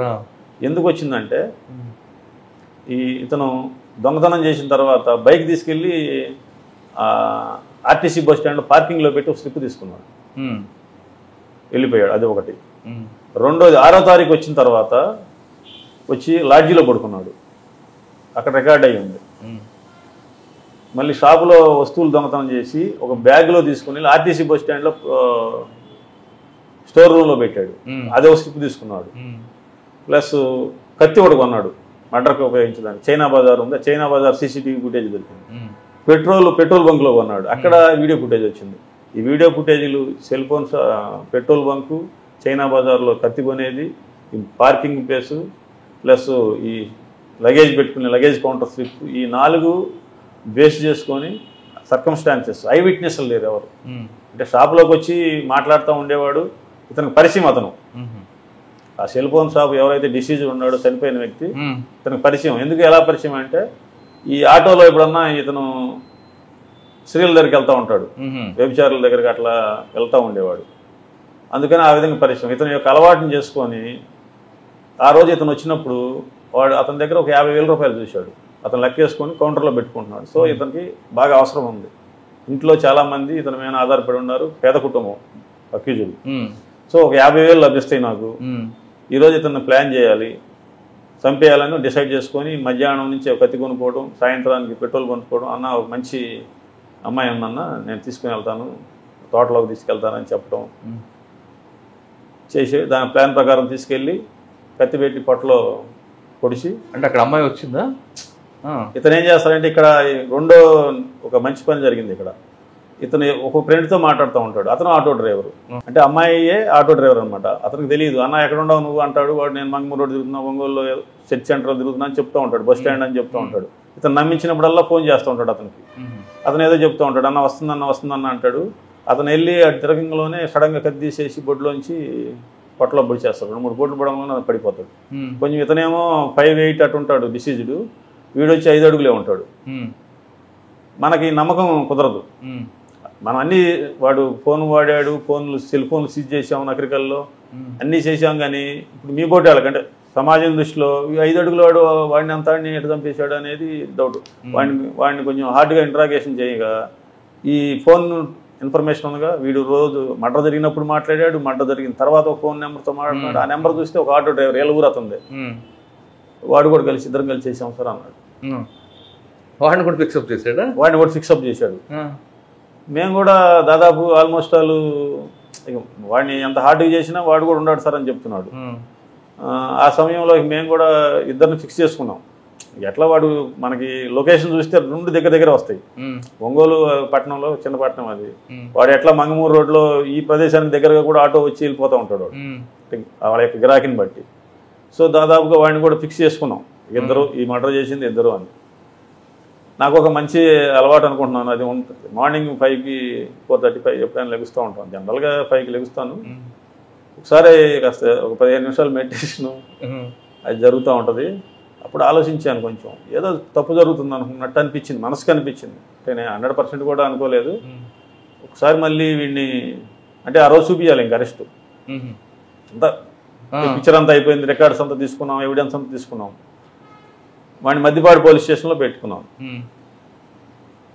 మార్నింగ్ ఆలోచిస్తే ఏదో కొంచెం తేడాగా అనిపిస్తుంది. వీడు వాడిని చూస్తున్నాడు, వాడేమో నాకు తెలియదు అంటున్నాడు, కానీ ఫోన్లో ఏమో ఇద్దరు మాట్లాడుకున్నట్టుంది. ఒక్కసారి ఫైనల్గా మళ్ళీ వెరిఫై చేసుకుందామని మార్నింగ్ అట్లానే 6:30కి వెహికల్ పిలిపించుకొని డైరెక్ట్గా పోలీస్ స్టేషన్కి వెళ్ళాను. నిజం చెప్పు, ఏం జరిగింది? నువ్వు చెప్తే నీకు కూడా ఏదైనా సాయం చేయడానికి ఉంటుందని మా జనరల్ మా యొక్క కొంచెం మోసం చేస్తాం వాళ్ళని, నిజం చెప్తే మీకు సాయం చేస్తామని. దాంట్లో చెప్తే సార్ మీరు ఎంతసేపటికి నువ్వుగా ఇంకెవరు ఉండవు, నువ్వు ఒకటే చేసావా ఇంకెవరు ఉండారా, నువ్వు ఒకటే చేసావా అంటే మా స్టాఫ్లో కూడా మేము కూడా అడుగుతూ ఉంటాం, అంటే వాడి పర్సన్ చూసి. అందుకని నేను వాడి మేము చెప్పాను సార్, వాడు కూడా ఉంటే తోడుగా ఉంటుంది, వాడికి కొంచెం డబ్బులు గల్లాడు, వాడి ఇద్దరికి కలిసి బెయిల్ తీసుకోవచ్చు. డబ్బులు అంటే మీరు వీడికన్నా కొంచెం ఫైనాన్షియల్, వాడు ఆటో డ్రైవరే, సేమ్ విలేజే అని చెప్పి వాడి మీద కూడా చెప్పాను సార్. వాడిలో అయితే యాక్చువల్గా లేడు అన్నాడు. ఒకసారి ఊపిరి పీల్చుకున్నాను, ఎందుకంటే మర్డర్ కేసు. ఏదైనా చిన్న చిన్న కొట్లాట కేసులు మనకి ఎవిడెన్స్లో అబద్ధాలు చెప్పినా అది ఏదైనా ఒకసారి పొరపాట్లు జరిగి ఉండొచ్చాము. అది ఒక మర్డర్ కేసు అంటే దాదాపు ఒక 3 నెలలు 4 నెలలు 5 నెలలు బెయిల్ రాకపోవచ్చు. ఒక లైఫ్ ఒక జీవితం అంతా క్లోజ్ అయిపోయింది అది. సో మళ్ళీ ఎస్పీ గారి దగ్గరికి వెళ్ళి సార్ ఇట్లా జరిగింది సార్ అంటే, సరే యాజ్ ఇట్ ఈజ్ మెరిట్స్ ప్రకారం కానివ్వమన్నారు. ఎవరండి ఎస్పీ గారు? త్రివిక్రమార్మ గారు. As per merits Murali go head అని ప్రెస్ మీట్ పెట్టాము. ఇదే డౌట్ మీడియా వాళ్ళకి కూడా, ఇతనే చేసి ఉంటాడా అని. సో అంటే జనరల్గా మాకు వచ్చిన డౌట్ వాళ్ళకు కూడా వచ్చింది. సరే ఎక్స్ప్లెయిన్ చేసి చెప్పాము, సరే సాటిస్ఫై అయింది. ఇక్కడ ఈ కేసు కన్విక్షన్ ఎందుకు అయిందని అంటే, ఆ షాప్కి వచ్చినప్పుడు చూసిన ఐ విట్నెస్లు ఉన్నారు. అంటే వచ్చినట్టు మర్డర్ చేసినప్పుడు కాదు, ఇతను షాప్కి వచ్చి మాట్లాడటం, సాయంత్రం ఇతను అడావుడిగా ఆటో ఎక్కెళ్ళడం, ఇంతవరకు చూశారు. ఇంతవరకు మేము సెక్యూర్ చేసుకున్నాము వాళ్ళని. తర్వాత ఎంత సర్కమ్స్టాన్సెస్ ఏదైతే మనకు వీడియో ఫుటేజ్ లభించింది అంటే, ఇప్పుడు ఎంత కీలకమో చూడండి. ఇప్పుడు కెమెరాలు గవర్నమెంట్ కూడా ఆల్మోస్ట్ ఆల్ షాప్స్ వాళ్ళని కానీ గవర్నమెంట్ తరఫున కూడా కానీ మేము కూడా రిక్వెస్ట్ చేసి చాలా అందరి చేత కెమెరాలు పెట్టిస్తున్నాం. అప్పుడు ఉన్నాయి కెమెరాలు, ఉండటి లభ్యమైనట్టు పెట్రోల్ బంకులో ఉన్న కెమెరా, చైనా బజార్లో ఉన్న కెమెరా, ఈ స్లిప్స్, అంటే ఎవిడెన్స్ అనేది ఎంత ప్రాముఖ్యత సంతరించుకుంటుంది అన్నీ పెట్టుకొని మేము చెప్పటం, సాక్షుల చేత చెప్పించటం. అంటే నేను ఎవిడెన్స్ ఆ రోజు కేసు ఇన్వెస్టిగేషన్ చేశాను, ఛార్జ్షీట్ వేసుకున్నాను, వచ్చేసాను. తర్వాత కోర్టు స్టాఫ్ ఉంటారు, వాళ్ళు కూడా ఇంట్రెస్ట్గా ఎస్పీ గారు ఇప్పుడు అందరూ కూడా కోర్టు స్టాఫ్తో కోర్టు మానిటరింగ్ సిస్టమ్ అని ఒకటి పెట్టుకొని జాగ్రత్తగా చేపిస్తున్నారు.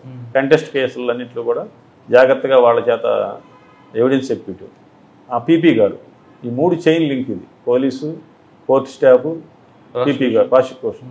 ఇప్పుడు మేమిద్దరం ప్రాసిక్యూషన్ పోలీసు గట్టిగా ఉండి సాక్షులు కానీ కేసు పెట్టిన ఎవరైతే కంప్లైంట్స్ ఉన్నారో వాళ్ళు కూడా సరిగ్గా లేకపోతే మళ్ళీ కష్టం అవుతుంది. సో ఈ ముగ్గురు కలిస్తే కనుక 100% కేసులు కన్విక్షన్ అవుతాయి. దీనికి లైఫ్ కన్విక్షన్ వచ్చింది. దానికి సంబంధించి ఒక ప్రశంసాపత్రం కూడా మన దామోదర ఎస్పీ గారు ఉన్నప్పుడు కూడా ఇవ్వడం జరిగింది. ఓకే, ఇప్పుడు ఎక్కడున్నాడంటే జైల్లోనే ఉన్నాడా? Nellore jail, Nellore central jail. Sir ఇంకోటి మీ సర్వీస్లో double murder case, 4 double murder కేసుల్ని డిటెక్ట్ చేశాను. అది ఒక నాకు కొంచెం గొప్పగా కూడా ఉంటుంది. యాక్చువల్గా ఫీల్ కూడా నాకు కొంచెం అంటే ప్రౌడ్గా ఉంటుంది. ప్లస్ మనం సక్సెస్ అయ్యాం. పోలీస్ మీద జనరల్గా పబ్లిక్ ఒపీనియన్ ఎలా ఉంటుందంటే, ఇతను ఏదైనా సాధించాలనుకుంటారు వాళ్ళు. సాధిస్తాడని కాకపోయినా ఈ పోలీస్ అంటే ఏదైనా ఛేదించాలి. నా దగ్గర దొంగతనం జరిగింది పట్టుకురావాలి, గొడవ జరగకూడదు, ట్రాఫిక్ క్లియర్గా ఉండాలి, మర్డర్ జరిగింది పట్టుకొని రావాలి. అట్లా కొంచెం లేదా ఏదైనా సమస్య వచ్చింది ఊళ్ళోనే, ఇతను ఎలా పరిష్కరిస్తారని 100 కళ్ళు చూస్తూ ఉంటాయి మా తల్లే. అది కొంచెం ఛాలెంజింగ్ జాబ్ అది. ఇది నేను ఇంటెలిజెన్స్ నుంచి వచ్చిన తర్వాత నాకు ఒంగోలులో దిశ పోలీస్ స్టేషన్ వేశారు. సరే ఏ ఉద్యోగం వేసినా కానీ డెడికేషన్గా ఆఫీసర్స్ దగ్గర మాట పడకుండా చేసుకోవడం అనేది నా యొక్క లక్షణం. సో అది 2 months చేశాను. ఉన్నంతలో సాటిస్ఫై చేశాను. సడన్గా ట్రాన్స్ఫర్ చేశారు. So various reasons. సో మళ్ళీ వీఆర్కి వెళ్ళాను గుంటూరు. అయితే పిల్లలు అక్కడ ఒంగోలులో చదువుకుంటూ ఉంటారు. సో కొంచెం ఫ్యామిలీకి దగ్గరకు ఉండాలి. సో మళ్ళీ త్రివిక్రమ గారే ఐజీగా ఉన్నారు. సో అప్పుడు ఎస్పీగా చేసిన సారే ఐజీగా ఉన్నారు. కొద్దిగా పరిచయంతో సార్ మళ్ళీ రిక్వెస్ట్ చేసుకొని ఒంగోలుకి అటాచ్మెంట్ ఇవ్వండి, సిసిఎస్ ఏదో ఒకటి ఇవ్వండి, కొన్ని ప్రాబ్లమ్స్ ఉంటాయి అన్నమాట. డిసెంబర్ నెల 3-4 తారీఖుల్లో టంగుటూరులో ఒక డబుల్ మర్డర్ కేసు అయింది. ఒక అమ్మ కూతుర్ని ఇద్దరిని, అది మెయిన్ సెంటర్ అనమాట. అంటే ఆ పంచాయతీ సెంటర్ బాగా బిజీలో ఒకటి వైశ్యాస్ కమ్యూనిటీ, వాళ్ళని చంపేశారు. వాళ్ళకు ఒక గోల్డ్ షాప్ ఉంది, వాళ్ళు చనిపోయారు. కొంచెం సెన్సేషనల్గానే ఉంది. దానికి ముందు నవంబర్ నెలలో పూసపాడు అని ఇంకోలు మండలంలో అక్కడ ఒక డబుల్ మర్డర్ అయింది. అప్పుడు మల్లికా గర్గ్ గారు ఎస్పీ గారు మేడం గారు, ఆమె మేడం గారు కూడా పోస్టింగ్ అది. కొంచెం ఎస్పీసీ కూడా ఒక గదిలో ఉంటుంది మేడం ఎవరికైనా కానీ. ఒక డబుల్ మర్డర్స్ ఒకే జిల్లాలో 2 అయినాయి. అవి మర్డర్ ఫర్ గెయిన్స్ అంటే ప్రాపర్టీ కూడా పోయింది అక్కడ.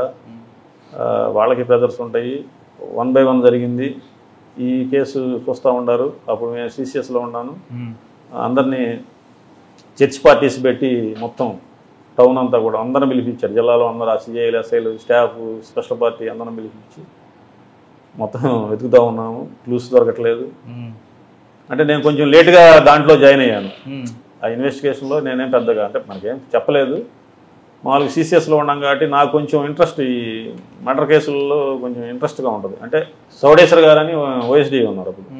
మార్కాపూర్ ఓఎస్డీ గారికి సిట్ ఒకటి పెట్టి ఇన్ఛార్జ్ పెట్టారు. ఐపీఎస్ వచ్చి విజిలెన్స్ కర్నూలులో ఉన్నారు. ఆ మేడం గారిని ఇన్ఛార్జిగా పెట్టి టౌన్ డిఎస్పీ నాగరాజుని కొంతమంది పెట్టి ఒక సిట్ ఏర్పాటు చేశారు. ఒక 20 రోజులు అయింది. వాళ్ళకేమీ క్లూస్ లభించట్లేదు. నేను ఈ మధ్యలో వెళ్ళి ఒకసారి ఆ మేడం గారితో మాట్లాడేటప్పుడు చౌడేశ్వర్ గారితో, మేడం నేను కూడా కొంచెం సిట్లోకి వస్తాను, మురళి ఈ కేసు బాగా క్రిటికల్గా ఉంది, క్లూస్ ఏం లభించట్లేదు, నువ్వు వచ్చి ఇరుక్కుంటావు అంటే మీన్స్ అంటే అది ఆల్రెడీ ఒక టీం ఉంది, మళ్ళీ నువ్వు కూడా వస్తానంటున్నావు, మేడం గారు సంగతి తెలుసు కదా, కొంచెం బాగా పర్టికులర్గా అడుగుతూ ఉంటారు. మేడం ఓకే మేడం నేనైతే రెడీ, పర్వాలేదంటే కొంత డిస్కషన్ జరిగిన తర్వాత మళ్ళీ నా పేరు కూడా యాడ్ చేసి ఇంకొంచెం మార్చి నేను అడిగిన కొంతమంది ఎస్ఐస్ని వాళ్ళని ఇచ్చి మళ్ళీ ఒక సిట్ ఫామ్ చేశారు. అది జనవరి 2-3 తారీఖుల్లో 22 అంటే డిసెంబర్ 3వ తారీఖు జరిగింది. మళ్ళీ ఒక నెల రోజులకి ఇంకో సిట్ ఏర్పాటు చేసి నేను టంగుటూరు పోలీస్ స్టేషన్కి వెళ్ళాను. వెళ్ళేటప్పుడు ఒక చిన్న కండిషన్ ఒకటి పెట్టాను, ఈ 1 monthలో ఈ కేసు సాల్వ్ చేస్తాం మేడం, అయితే దయచేసి నైట్ డ్యూటీస్ అదర్ డ్యూటీస్ మాకు వేయకండి, ఎందుకంటే మళ్ళీ కాన్సన్ట్రేషను కొంచెం దెబ్బతింటుంది అని అడిగితే మేడం గారు చాలా సానుకూలంగా స్పందించారు. పోలీసులు ఏంటంటే అన్ని డ్యూటీలు చేయాలి, ఇది చేయాలి అంటూ ఉంటారు. అక్కడ నాకు లభించింది ఏంటంటే ఓకే క్యారీ ఆన్, నీకు నైట్ డ్యూటీస్ ఇట్లాంటి ఏదైనా స్పెషల్ డ్యూటీస్ ఉంటే ఆపేస్తాం, మీరు క్యారీ ఆన్ అన్నారు. టంగుటూరు పోలీస్ స్టేషన్కి వెళ్ళాను. అక్కడ ఒక రూమ్, పోలీస్ స్టేషన్లోనే ఒక రూమ్ తీసుకున్నాను, శుభ్రం చేసుకున్నాను, టేబుల్స్ వేసుకొని ఒక సిట్ లాగా అంటే చిన్న ఒక అదే పెట్టుకొని నేను 9కి వెళ్ళటం అలవాటు నాకు. నా స్టాఫ్ 10:30కి వచ్చేవాళ్ళు. 2 days చూశాను. మూడో రోజు వచ్చేసరికి వాళ్ళు కూడా 9కి, నేనేం మాట్లాడలేదు, నేను 9కి వెళ్ళి కూర్చుంటున్నాను, వాళ్ళు కూడా మీ డ్యూటీలోకి వచ్చేసారు. వాళ్ళు కూడా నా రొటీన్కి వచ్చేసారు. వచ్చేసిన తర్వాత ఆ కేసులో చాలా స్పెషల్స్ ఉన్నాయి. ఎట్లా అంటే నేను ఆ కేసు టేకప్ చేశాను అనగానే ఎవరో ఫ్రెండ్స్ ఉంటారు కదా, ఏం చేస్తున్నావు మురళి అంటే ఇట్లా టంగుటూరు డబుల్ మర్డర్ కేసు, ఏది ఆ భర్త చంపాడు అదేనా, భర్త చంపేది వాళ్ళు పబ్లిక్లో ఎలా వచ్చిందంటే హస్బెండే చంపేశాడు అని ఒక పుకారులో గాసిప్స్ నడుస్తూ ఉన్నాయి. పోలీస్ ఆఫీసర్కి ముఖ్యమైనది ఏంటంటే ఏదైతే బయట పబ్లిక్ అనుకుంటున్నారో వాటిని కూడా క్లియర్ చేసుకోవాలి. అవి కూడా నిజమై ఉండొచ్చు. నీ ఇన్వెస్టిగేషన్ చేసుకుంటానే ప్రజలు అనుకునేవి కూడా మనం రూల్ అవుట్ చేసుకోవాలి. లేకపోతే ఫెయిల్ అయినప్పుడు ఆ ఎస్ఐఓ సిఐ అట్లా చేస్తే బాగుండేది, వాళ్ళు మేము చెప్పిన వాళ్ళని చేయలేదు అంటారు. సో మొట్టమొదటి నా టార్గెట్ ఏంది, హస్బెండ్. మొట్టమొదటి వారం అంతా కూడా హస్బెండ్, అతని యొక్క భర్త యొక్క వ్యవహారాలు, ఫోన్స్ అవన్నీ అతను చేసుకొని 1 week తర్వాత ఎస్పీ మేడం గారికి వెళ్ళి కనపడి, మేడం భర్త మాత్రం ఈ కేసులో ఇన్వాల్వ్ లేడు, అతను కూడా పిలిచాను భర్తని, వాళ్ళ కూతురు ఉంది ఒక అంటే ఒక కూతురుని ఒక భార్యని చంపేశారు, ఈయన ఒక కూతురు మిగిలారు. ఆయన వచ్చాడు ఒక రోజు, ఏంటండి ఏమనుకుంటున్నారో జనాలు అంట. అదే సార్ మా అమ్మాయి కూడా డౌట్ పడుతుంది సార్, నన్ను నేనే చంపాను అనుకుంటున్నారా. ఒక 1 week తర్వాత పిలిచి మీరు ఈ మర్డర్ చేయలేదని చెప్పాను. వీళ్ళు పట్టుకోపోయినా ముందు నన్ను చేయలేదని చెప్పారని ఆయన చాలా కళ్ళం నీళ్ళు పెట్టుకున్నాడు. సో అంతవాడికి సక్సెస్ అయ్యాం. అంటే ఫస్ట్ వారం భర్తని ఎలిమినేట్ చేసాం. దీంట్లో ఇంకో ట్విస్ట్ ఏంటంటే మరిదిమేన అంటే వాళ్ళకి చిన్న అన్నదమ్ములు ఇద్దరు, చిన్న ప్రాపర్టీ డిస్ప్యూట్స్ అంటే మరీ మేజర్ డిస్ప్యూట్స్ కాదు, పంచుకునే కాడ చిన్న ఇష్యూస్ ఉన్నాయి. మరిది షాపులో అంటే ఈ కంప్లైంట్ వాళ్ళ తమ్ముడు షాపులో, టంగుటూరులో గోల్డ్ షాపులో ఒక 6 నెలల ముందు దొంగతనం జరిగింది. సుమారు 12 లక్షల రూపాయల బంగారం పోయింది అక్కడ. మా అన్నయ్య ఏమన్నా చేయించుంటాడా అని అతనికి అనుమానం. అది బంగారం షాప్ దొంగతనం జరిగిందని చెప్పి మేమేం చేయించామని ఇతనేమో చేశాడా అని వాళ్ళకి అనుమానం. టౌన్లో కూడా కొంచెం నడుస్తూ ఉంది ఇది కూడా, టంగుటూరులో. అది కూడా 1 weekలో వాళ్ళు కూడా ఇన్వాల్వ్మెంట్ లేదని రూల్ అవుట్ చేసుకున్నాం. సో 1 monthలో 15 days అయిపోయింది టార్గెట్. సో నెక్స్ట్ 15 days దాదాపుగా ఒక 5 lakhs కాల్స్ లిస్ట్ తీసి పెట్టారు అప్పటికే. అంతకుముందు వర్క్ జరిగిందంతా. అంటే ఆ ఏరియాలో ఆ 2-3 తారీఖుల్లో ఎవరెవరు వచ్చారు, ఎవరెవరు ఆ యొక్క టవర్ కింద ఉండారు అనేది తీస్తే సుమారు 5 లక్షల కాల్స్ వచ్చింది. వీటి మీద స్పెషల్ పార్టీలు పెట్టి ఆ ఏరియాకి వచ్చిన వాళ్ళందరితో కూడా మాట్లాడించుకుంటూ అట్లా చేస్తూ ఉన్నారు వాళ్ళు.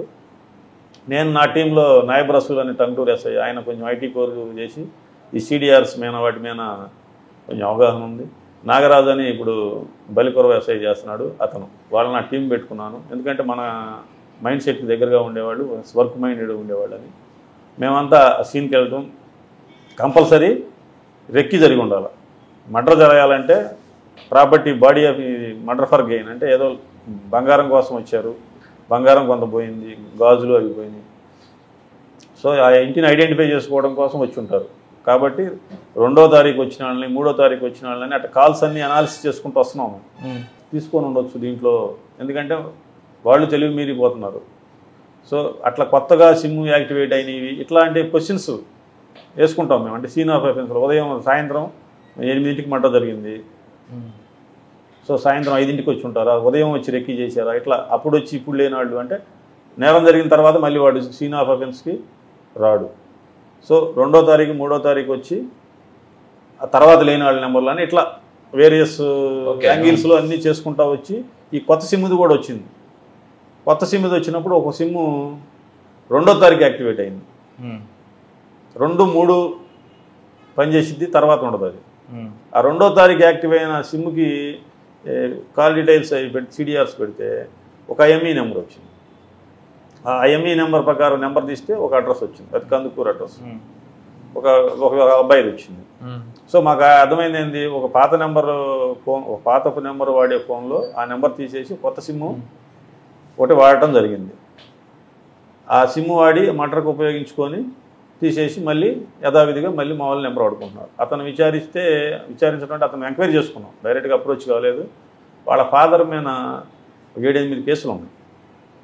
అయితే మర్డర్ కేసులు లేవు, బాడీ అఫెన్స్లు కాకుండా ఓన్లీ ప్రాపర్టీ అఫెన్స్లు, అంటే ఇల్లు బ్రేక్ చేయటం, కిటికీ పగలగొట్టి దొంగతనాలు చేయటం, అట్లాంటివి 7-8 కేసులు ఉన్నాయి. అతను రెగ్యులర్గా మాట్లాడే నెంబర్ని 2 నెంబర్లను ఐడెంటిఫై చేసుకొని వాళ్ళని పట్టుకోవడం జరిగింది. పట్టుకున్న తర్వాత వాళ్ళు చెప్పి ఇంటి ఇస్తుపోయాము మేము. శివకుర్తిలో ఒక డబుల్ మర్డర్ కేసు జరిగింది.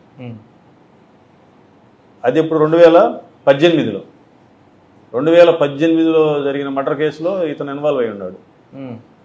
ప్లస్ శివకుర్తిలో 2 రాబరీస్ జరిగింది, తలకాయ పగలగొట్టి లాక్కి వెళ్ళిన కేసులు. తర్వాత ఈ గోల్డ్ షాప్ ఏదైతే బ్రదర్స్ గోల్డ్ షాప్ అయిందో ఆ గోల్డ్ షాప్ కూడా వీళ్ళే దొంగతనం చేశారు. ప్లస్ ఒంగోలు టౌన్లో ఒక ఇంట్లో దాదాపు 5-6 కేజీలు వెండి కొట్టేశారు. అంటే ఈ ఒక కేసులో మేము 6 కేసుల్ని బ్రేక్ చేసాం.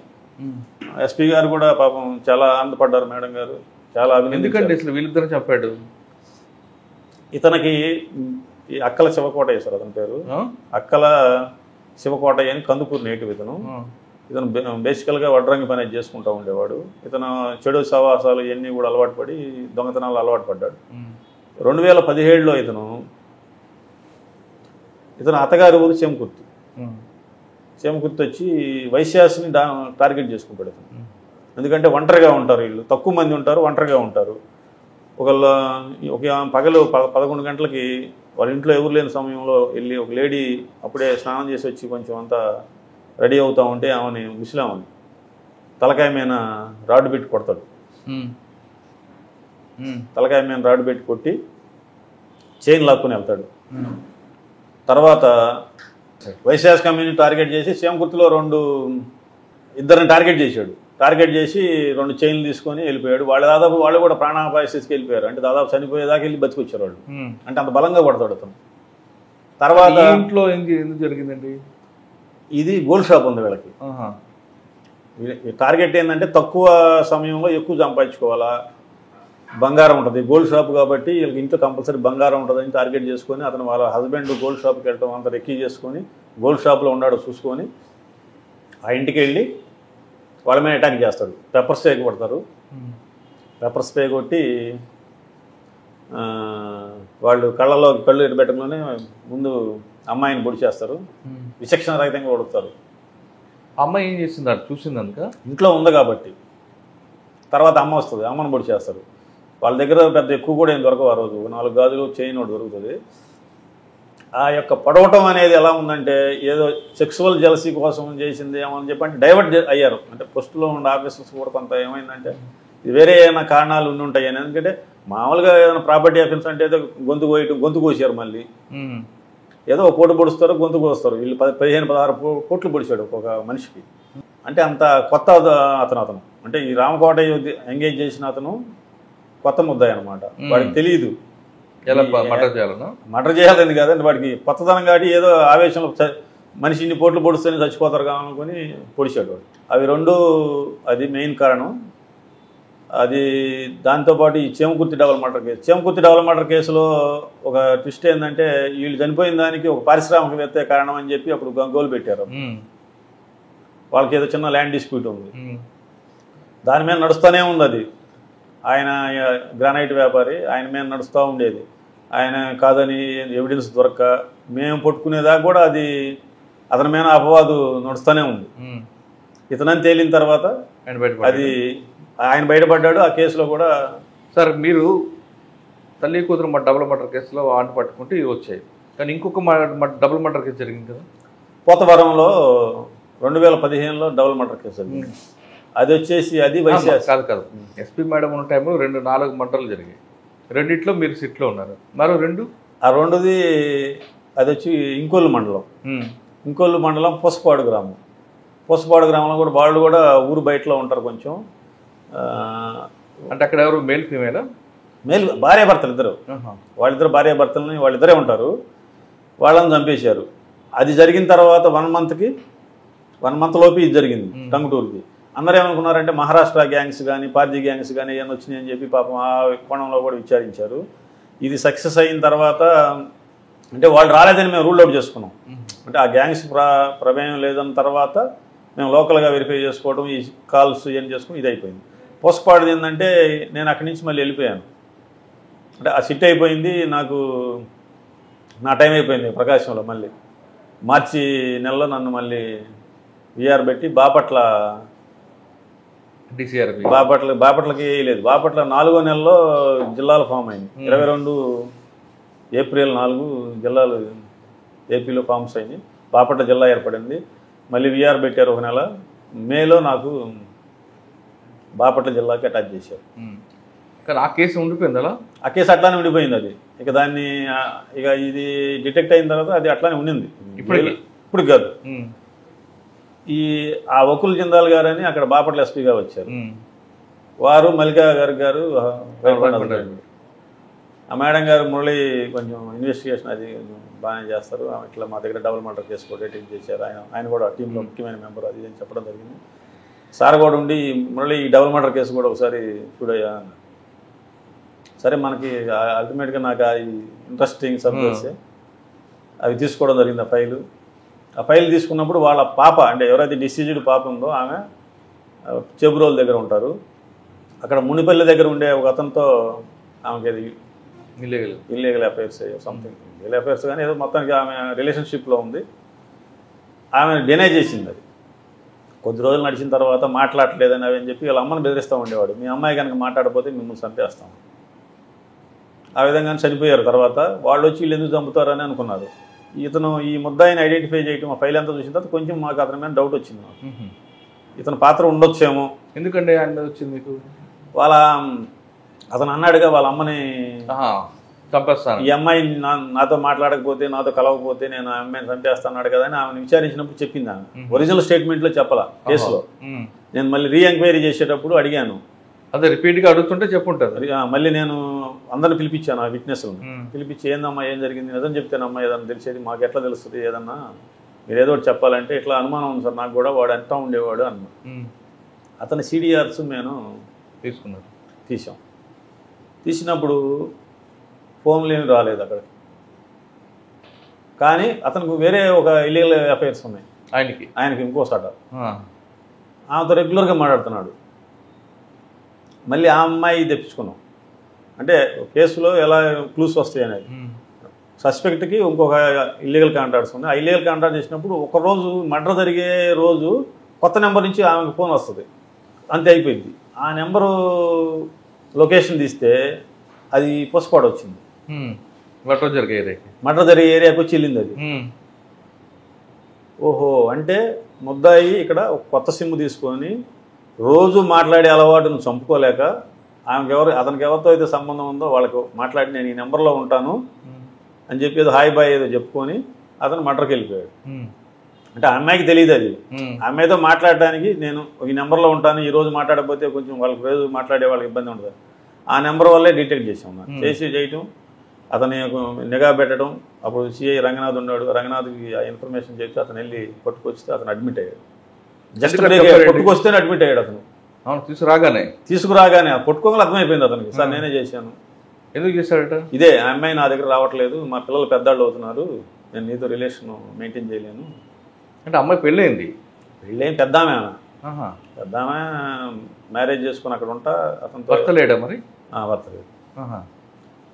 పిల్లలు పెద్ద అయ్యారు, నేను రాను, నీతో కలవడం ఇప్పుడులాగా మాట్లాడటం కుదరదు అని అంటే ఆమెని బెదిరిస్తాడు వాళ్ళ అమ్మని కూడా.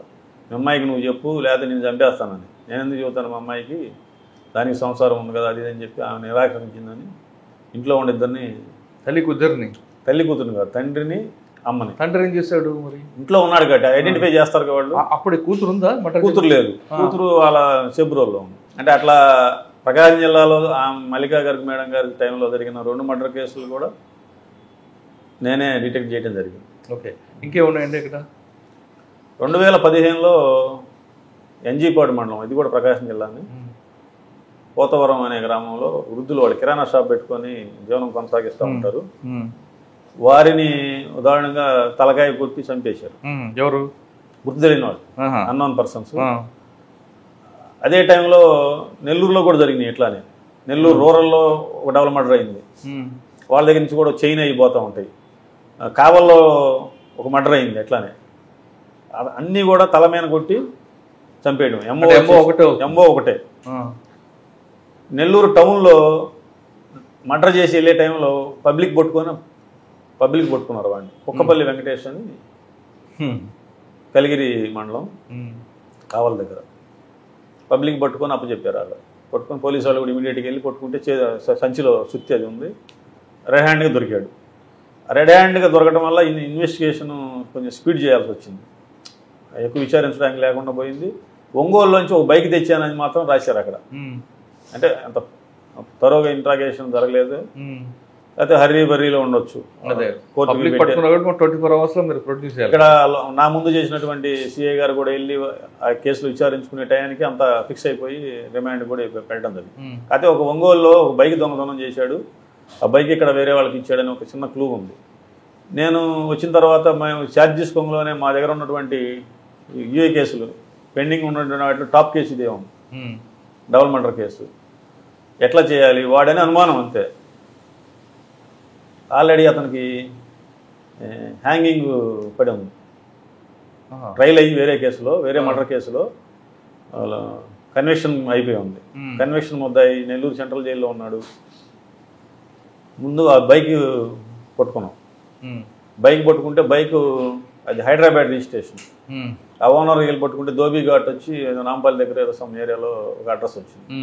అతన్ని వెళ్ళి అడిగాం, ఈ బైక్ అంటే పలానా ఆయన ఎన్జీపాడు మండలంలో వాళ్ళకి అమ్మాను సార్ అని. ఎన్జీపాడు మండలం వాళ్ళు నా దగ్గర కొనుక్కున్నారు సార్, ట్రాన్స్ఫర్ చేసుకోలేదు వాళ్ళు అని. వాళ్ళని పట్టుకుంటే బైక్ పోయిన మాట వాస్తవమే సార్, కానీ ఎప్పుడు పోతవరంలో మర్డర్ జరిగిన రోజే వీళ్ళ బైక్ పోయింది. సో చైన్ లింక్ దొరికింది మాకు. వాడిని ఎట్లా బయట తీసుకురావాలి, బయట ఉంటే ఏదైనా ఇంట్రాగేషన్ చేసుకోవడానికి పనికి వస్తుంది. జైల్లో ఉండడాన్ని వితౌట్ క్లూ మనం తేలేం. సో అది ఎఫ్ఐఆర్ చేసుకొని ఎన్జీపాడులో బైక్ది, ఆ బైక్ దాని మీద వెళ్ళి అతను తీసుకొని వచ్చి జైలు నుంచి పీటీ వారెంట్ మీద ప్రొడ్యూస్ చేసుకొని ఈ సీన్ ఆఫ్ అఫెన్స్కి తీసుకెళ్ళాను. పోతవరం డబుల్ మర్డర్ కేసు జరిగిన సీన్ ఆఫ్ అఫెన్స్కి తీసుకొని వెళ్తే అతనికి మొత్తం చెమటలోకి పట్టిపోయింది. మేమంతా మామూలుగానే ఉన్నాం, వాతావరణం అంతా అందరికి పట్టాలి చెమటలు బయట. వాడు ఒక్కడికే చెమటలు బయట కారిపోతుంది. తర్వాత మళ్ళీ ఆఫీస్ తీసుకొచ్చి ఇంట్రాగేషన్ చేసి అడిగితే నేనే చేశాను. ఎందుకట? వాడు ఏంటంటే ఈ కిరాణా షాపులు లేకపోతే లోన్లీగా ఉండే వాళ్ళని ఎంచుకుంటాడు, పెద్దవాళ్ళని. రాడ్ తీసుకుంటాడు, ఒకే ఒక దెబ్బ కొడతాడు, చనిపోతారు. చైన్ ఉంటుంది వాళ్ళకి, కనీసం ఒక 4 మంగళసూత్రం టైప్ చైన్ ఉంటుంది కాబట్టి అది తీసుకొని పెట్టుకుంటే 50,000, 1,00,000 అవి ముత్తూట్లో ఎక్కడో పెట్టేస్తూ ఉంటాడు. అది వాడి అమ్మ అనమాట. తలకాయ మీద కొడితే ఓకే, అసలు సౌండ్ కూడా రాదు, అరవరు, కేకలు వేయరు. అంత ఓన్లీ వృద్ధుల్ని పెద్దవాళ్ళనే వాడు ఎంచుకుంటాడు. ఇక్కడ డబుల్ మర్డర్ ఎందుకు చేశాడు మరి? భార్యాభర్త, మంచంలో భర్త ఉన్నాడు పాప, అతను కూడా కొట్టి మళ్ళీ. అంటే దొంగకి ముద్దాయికి ఎలా ఉంటుందంటే తాను చేసిన నేరం ఎవరైనా చూశారంటే వాళ్ళు వెళ్ళి చెప్తారు కాబట్టి వాళ్ళని కూడా ఎలిమినేట్ చేయాలనే ప్రాసెస్ ఉంటుంది. సార్ ఆల్రెడీ ఒక కేసులో వాడికి లైఫ్ వచ్చింది, హ్యాంగింగ్ వచ్చింది.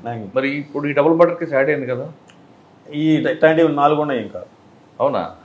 వాడే అంటే ఇప్పుడు ట్రైల్ నడుస్తుందా లేదా? ట్రైల్ నడుస్తున్నాయి అన్ని, ఇంకా కంప్లీట్ కాలేదు కొన్ని, మిగతా కేసులు నడుస్తున్నాయి. అంటే వాడు డిసైడ్ అయిపోయాడు ఆల్రెడీ, ఒకసారి ఉరిశిక్ష చేశారు, మహా ఇది ఇంకేం చేయలేరు కదా అని.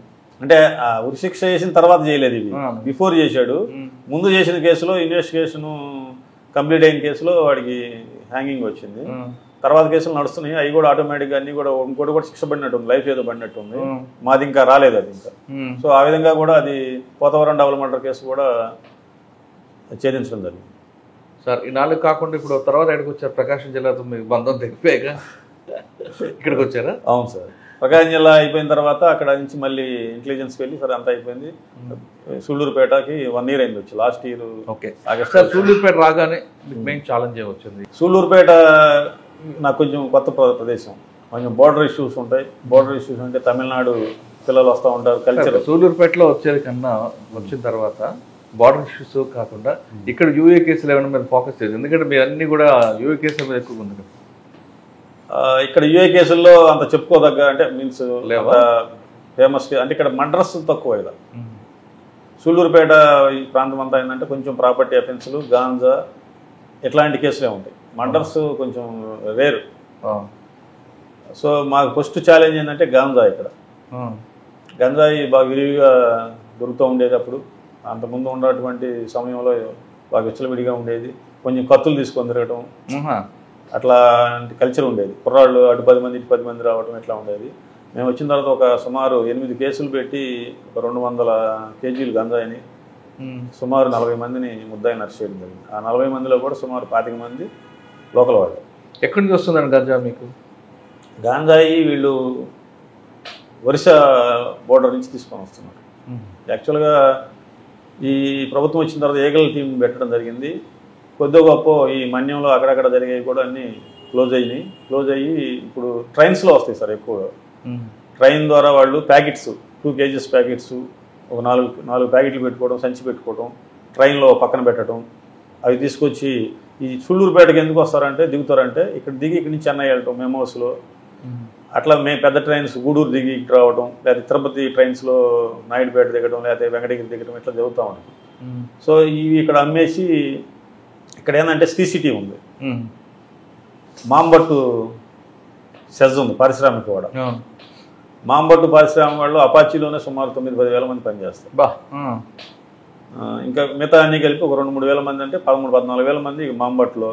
CCTలో ఒక 20-30 వేల మంది పనిచేస్తారు. 20-30 వేల మందిలో అందరూ ఇక్కడ ఉండకపోయినా కొంతమంది సతివేడు తడాటి వైపు వెళ్ళినా సూళ్ళూరుపేటకు వచ్చేసరికి హాస్టల్స్ కానీ కొంచెం చీప్గా ఉండటం వల్ల మొత్తం ఇక్కడ ఉంటారు ఎంప్లాయీస్. అంటే 15,000, 20,000 లోపు శాలరీస్ బడ్జెట్లో ఉండడానికి ఇష్టపడతారు కాబట్టి ఇక్కడ ఉంటారు. పాపులేషన్ డెన్సిటీ ఎక్కువ ఇక్కడ, చిన్న పట్టణం అయినా ఎక్కువ మంది ఎంప్లాయీస్ తిరుగుతూ ఉంటారు. రోజు ఒక సుమారు 600-700 బస్సులు 3 షిఫ్ట్లు తిరుగుతాయి. అంటే 200 కాడికి ఉదయం 7, మధ్యాహ్నం 1 గంటకి, సాయంత్రం 5 గంటలకి, రాత్రి 11 గంటలకి. ఇట్లా ఈ షిఫ్ట్స్లో బస్సులు రావడం వెళ్ళడం. అంటే ఇది ఒక ఇంతకుముందు నేను చెప్పినట్టు శివగుర్తిలో లాగా ఎంప్లాయీస్ ఎక్కువ ఇక్కడ. సో ఈ గాంజాయి అమ్ముకునే వాళ్ళకి రకరకాల రాష్ట్రాలలో ఉంటారు. ఒరిస్సా వాళ్ళు ఉంటారు, మధ్యప్రదేశ్, రాజస్థాను, బీహార్, ఇక అసలు ప్రపంచం అన్నట్టు భారతదేశంలో ఉన్నటువంటి ప్రతి ప్రాంతం నుంచి ఇక్కడ ఎంప్లాయ్మెంట్ ఉంది. మినీ భారతదేశం లాగా. తడ కానీ ఇది కానీ. సూళ్ళూరుపేట పక్కన తడ ఉండదు. తడకి ఏంటంటే బోర్డర్ వచ్చేసి ఆరంభాగం మన ఏరియాలో, అంటే మనకి ఆరంభాగం తర్వాత మనకు ఉంటుంది, బిఫోర్ మనకు ఉంటుంది, మధ్యలో ఉండదు ఆరంభాగం. సో అక్కడ కొంతమంది ఈ తమిళ అన్నాడు ప్రాంతంలో ఏంటంటే కొంచెం కుర్రాళ్ళు కొంచెం జుట్లు జులాయిలాగా పెంచుకోవడం, చిన్న చిన్న కత్తులు పెట్టుకుని తిరగడం అట్లా చేస్తూ ఉంటారు. వాటిని మేము నిలుపుదల చేసాం. అంటే కఠినంగా వ్యవహరించాం. అధికారులు కూడా సహకరించారంటే మీన్స్ గట్టిగా వ్యవహరించమని చెప్పారు. ఎటువంటి ఒత్తిడి లేవు మాకేమి.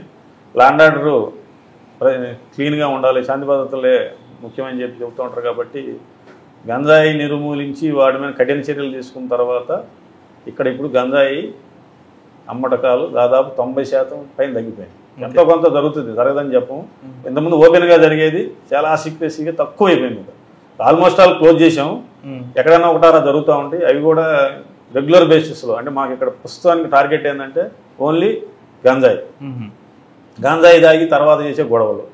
ఈ రెండు కూడా ఈ 1 yearలో మేము నిలుపుదల చేయడం జరిగింది. ఓకే, కానీ డ్రోన్ వాడడం వల్ల మీకు వచ్చే బెనిఫిట్ ఏంటి? ఇక్కడ సారు మన హర్షవర్ధన్ రాజు సారు వచ్చిన తర్వాత ప్రతి సబ్ డివిజన్కి కూడా ఒక డ్రోన్ ఇవ్వడం జరిగింది.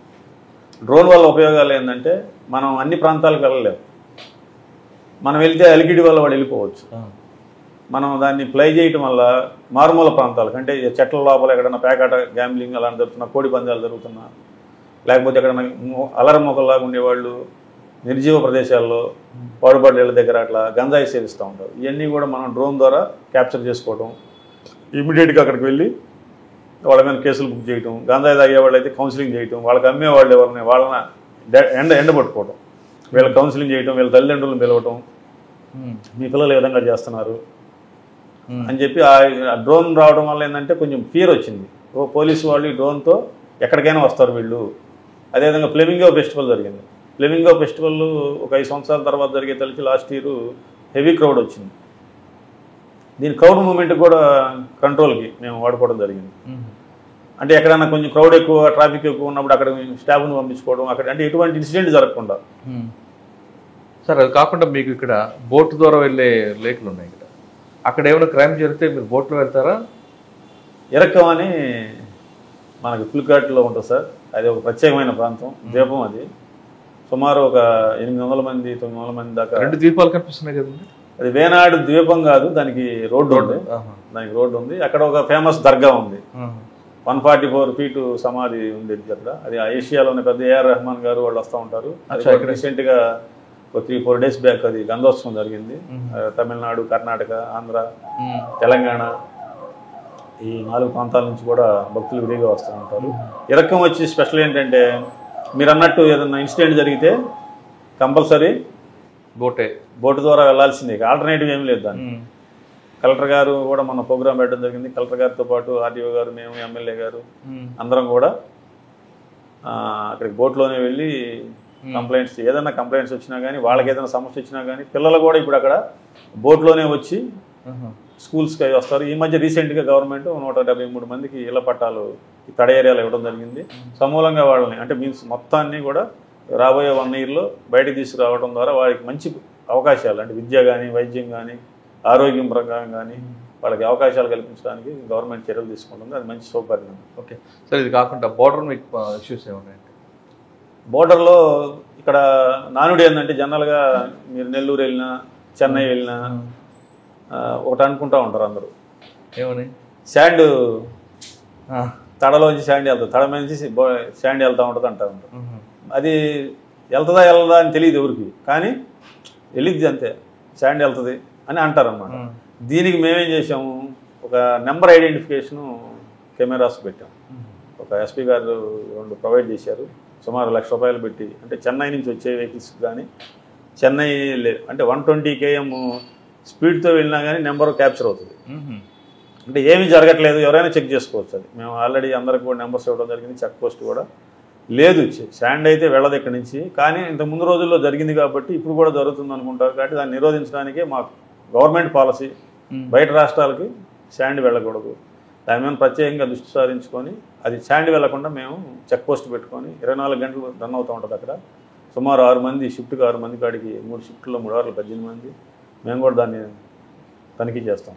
సార్, తమిళనాడు నుంచి కూడా ఇటు వచ్చాయనుకోండి కొంతమంది, అక్కడ క్రైమ్ జరిగి రావడం కానీ, లేదా అక్కడ నుంచి చీప్ లిక్కర్ తీసుకురావడం, ఇటువంటి మీద ఫోకస్ ఉంటుంది. యాక్చువల్గా ఈ లిక్కర్ అనేది మరి అంతకుముందు రోజుల్లో ఎలా ఉండిందో జరిగింది, కానీ ఇప్పుడు ఉన్న లిక్కర్ పాలసీ ప్రకారం మనకేమి లిక్కర్ రావట్లేదు ఎక్కడి నుంచి. అంటే నాకు తెలిసిన ముందు తెలంగాణ నుంచి ఆంధ్రాకి వచ్చేది. ఈ ఏరియా మీద కొంచెం అంత ఐడియా లేదు. మనం వచ్చేసరికి లిక్కర్ పాలసీ కొత్తది వచ్చింది. సో ఇక్కడి నుంచి లిక్కర్ ఏమైనా వెళ్తుందేమో తెలియదు, కానీ ఇక్కడికైతే లిక్కరు రాదు, అంత అవసరం కూడా లేదు. అందరూ దాని గురించి సార్ ఇంకోటి ఇంపార్టెంట్, శ్రీహరికోట. అక్కడ ఏం జరిగిన మొత్తం వరల్డ్ వైడ్గా సూళ్ళూరుపేట ఫేమస్ అవుతుంది. ఇక్కడ జరగకుండా ఎలాంటి ప్రికాషన్ తీసుకుంటారు? శ్రీహరికోట యాక్చువల్గా అది నాకు కూడా చిన్నప్పటి నుంచి చదువుకుంటూ ఉండేది. ఒక శ్రీహరికోట చూడాలనుకుంటూ ఉండేవాడిని. ఇక్కడికి వచ్చినప్పుడు రాంగ్లోనే పవన్ కళ్యాణ్ గారి ప్రోగ్రామ్ ఒకటి పడింది. తర్వాత ఒక లాంచింగ్ జరిగింది. అది చాలా మీరు అన్నట్టు అది ప్రపంచ ప్రఖ్యాతిగాంచింది. ఏం లాంచింగ్ జరిగినా మనం శ్రీహరికోట ప్రతిసారి అది వెలుగులోకి వస్తూ ఉంటుంది.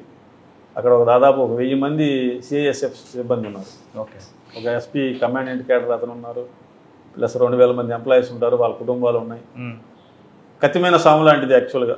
ఆయన సిఐఎస్ఎఫ్ వాళ్ళు అనిత్యం కూడా కాపలా కాస్తూ ఉంటారు. ప్లస్ ఒక మెరైన్ పోలీస్ స్టేషన్ ఉంది, నాకు ఒక పోలీస్ స్టేషన్ ఉంది, ఒక ఎస్ఐ గారు ఉంటారు, వారి సిబ్బంది ఉంటారు.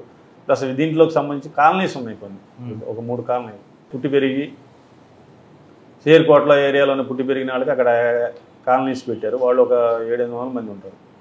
వీళ్ళందరికీ కూడా పాసెస్ ఉంటాయి.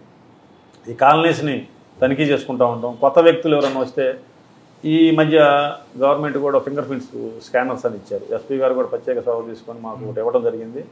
అందరికీ కూడా ఫింగర్ ప్రింట్స్ మేము తీసుకుంటున్నాం. ప్రతి ఎంప్లాయీది, బీహార్ వాళ్ళు కానీ ఒరిస్సా వాళ్ళు కానీ, అక్కడ లోపల శ్రీహరికోటలోకి వెళ్ళే ప్రతి ఎంప్లాయీ, అంటే అవుట్ సోర్సింగ్ ఎంప్లాయీలు, లేబర్ వర్క్ చేసే ప్రతి ఒక్కరికి కూడా అన్నీ కూడా ఫింగర్ ప్రింట్స్ తీసుకోవడం జరిగింది. అంటే నేరం ఏమైనా జరిగినా కానీ రికార్డు ఉండాలని.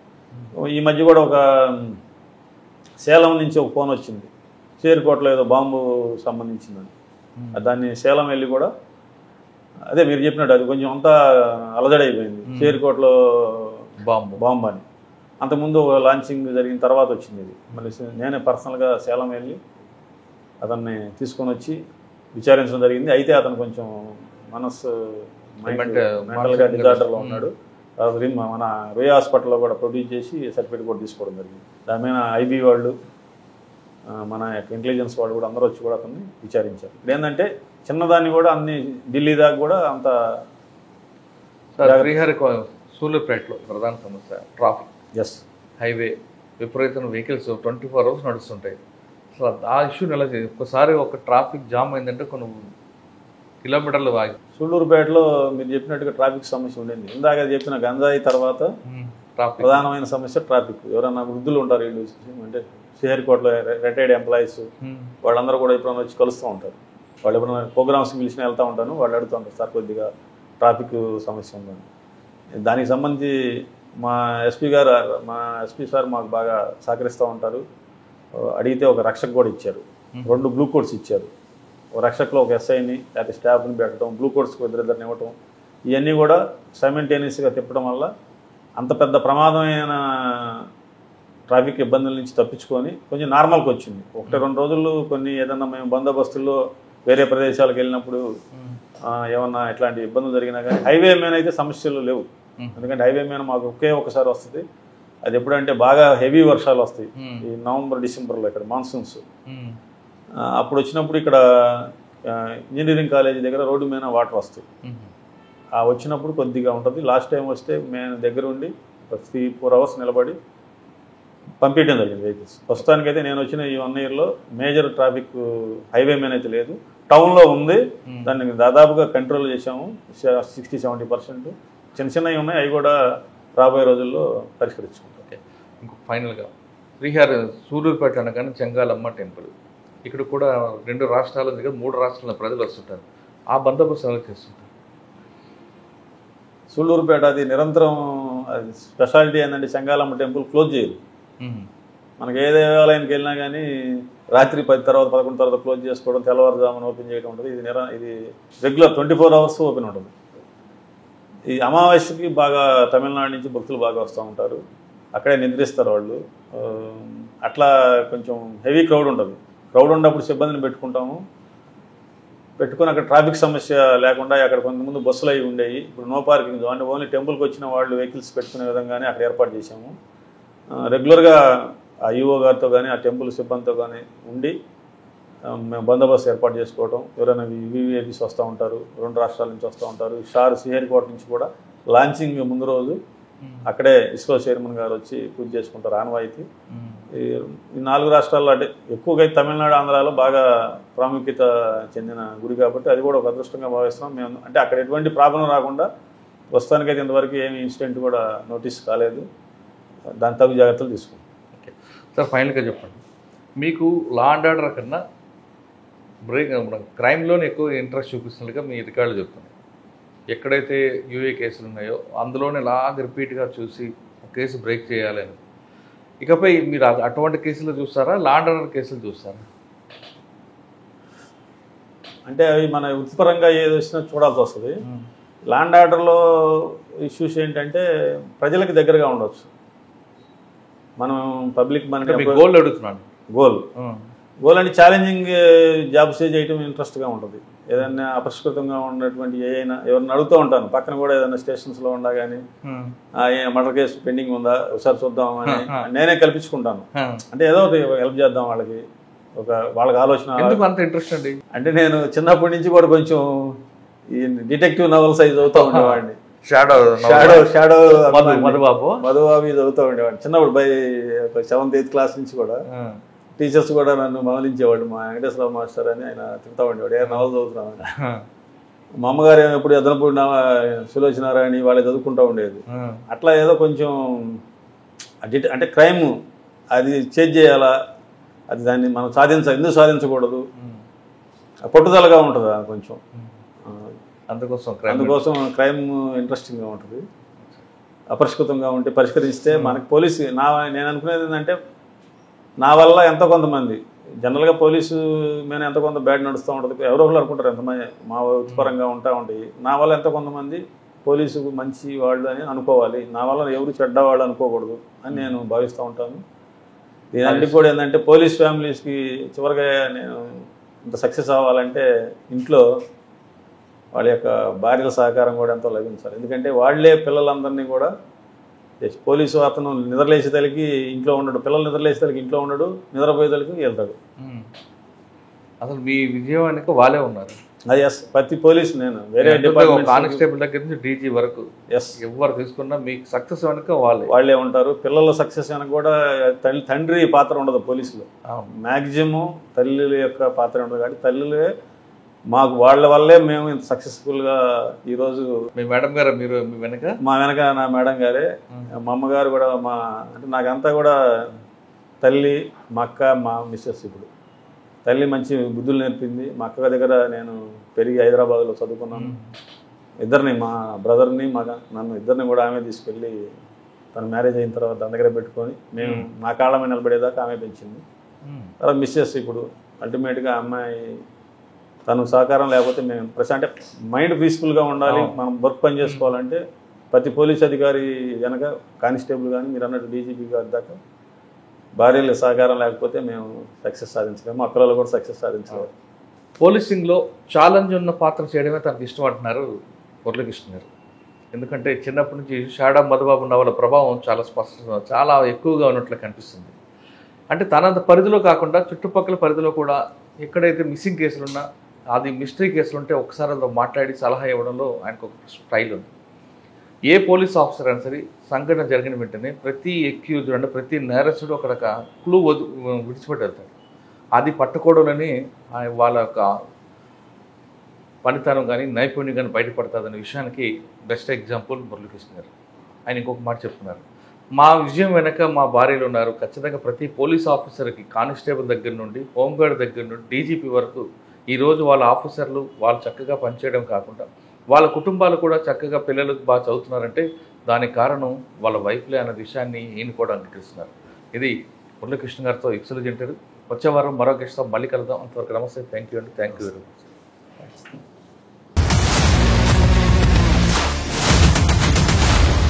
iDreams, this police diaries is something very, very valuable towards that. I must really appreciate Murali, your insights. iDreams founder and CEO Chinna Vasudev Reddy gartoni Muralidhar crime stories చాలా famous అయిపోయినావు. suggested Gautam Sawant garu and Sanjana sir. Well done.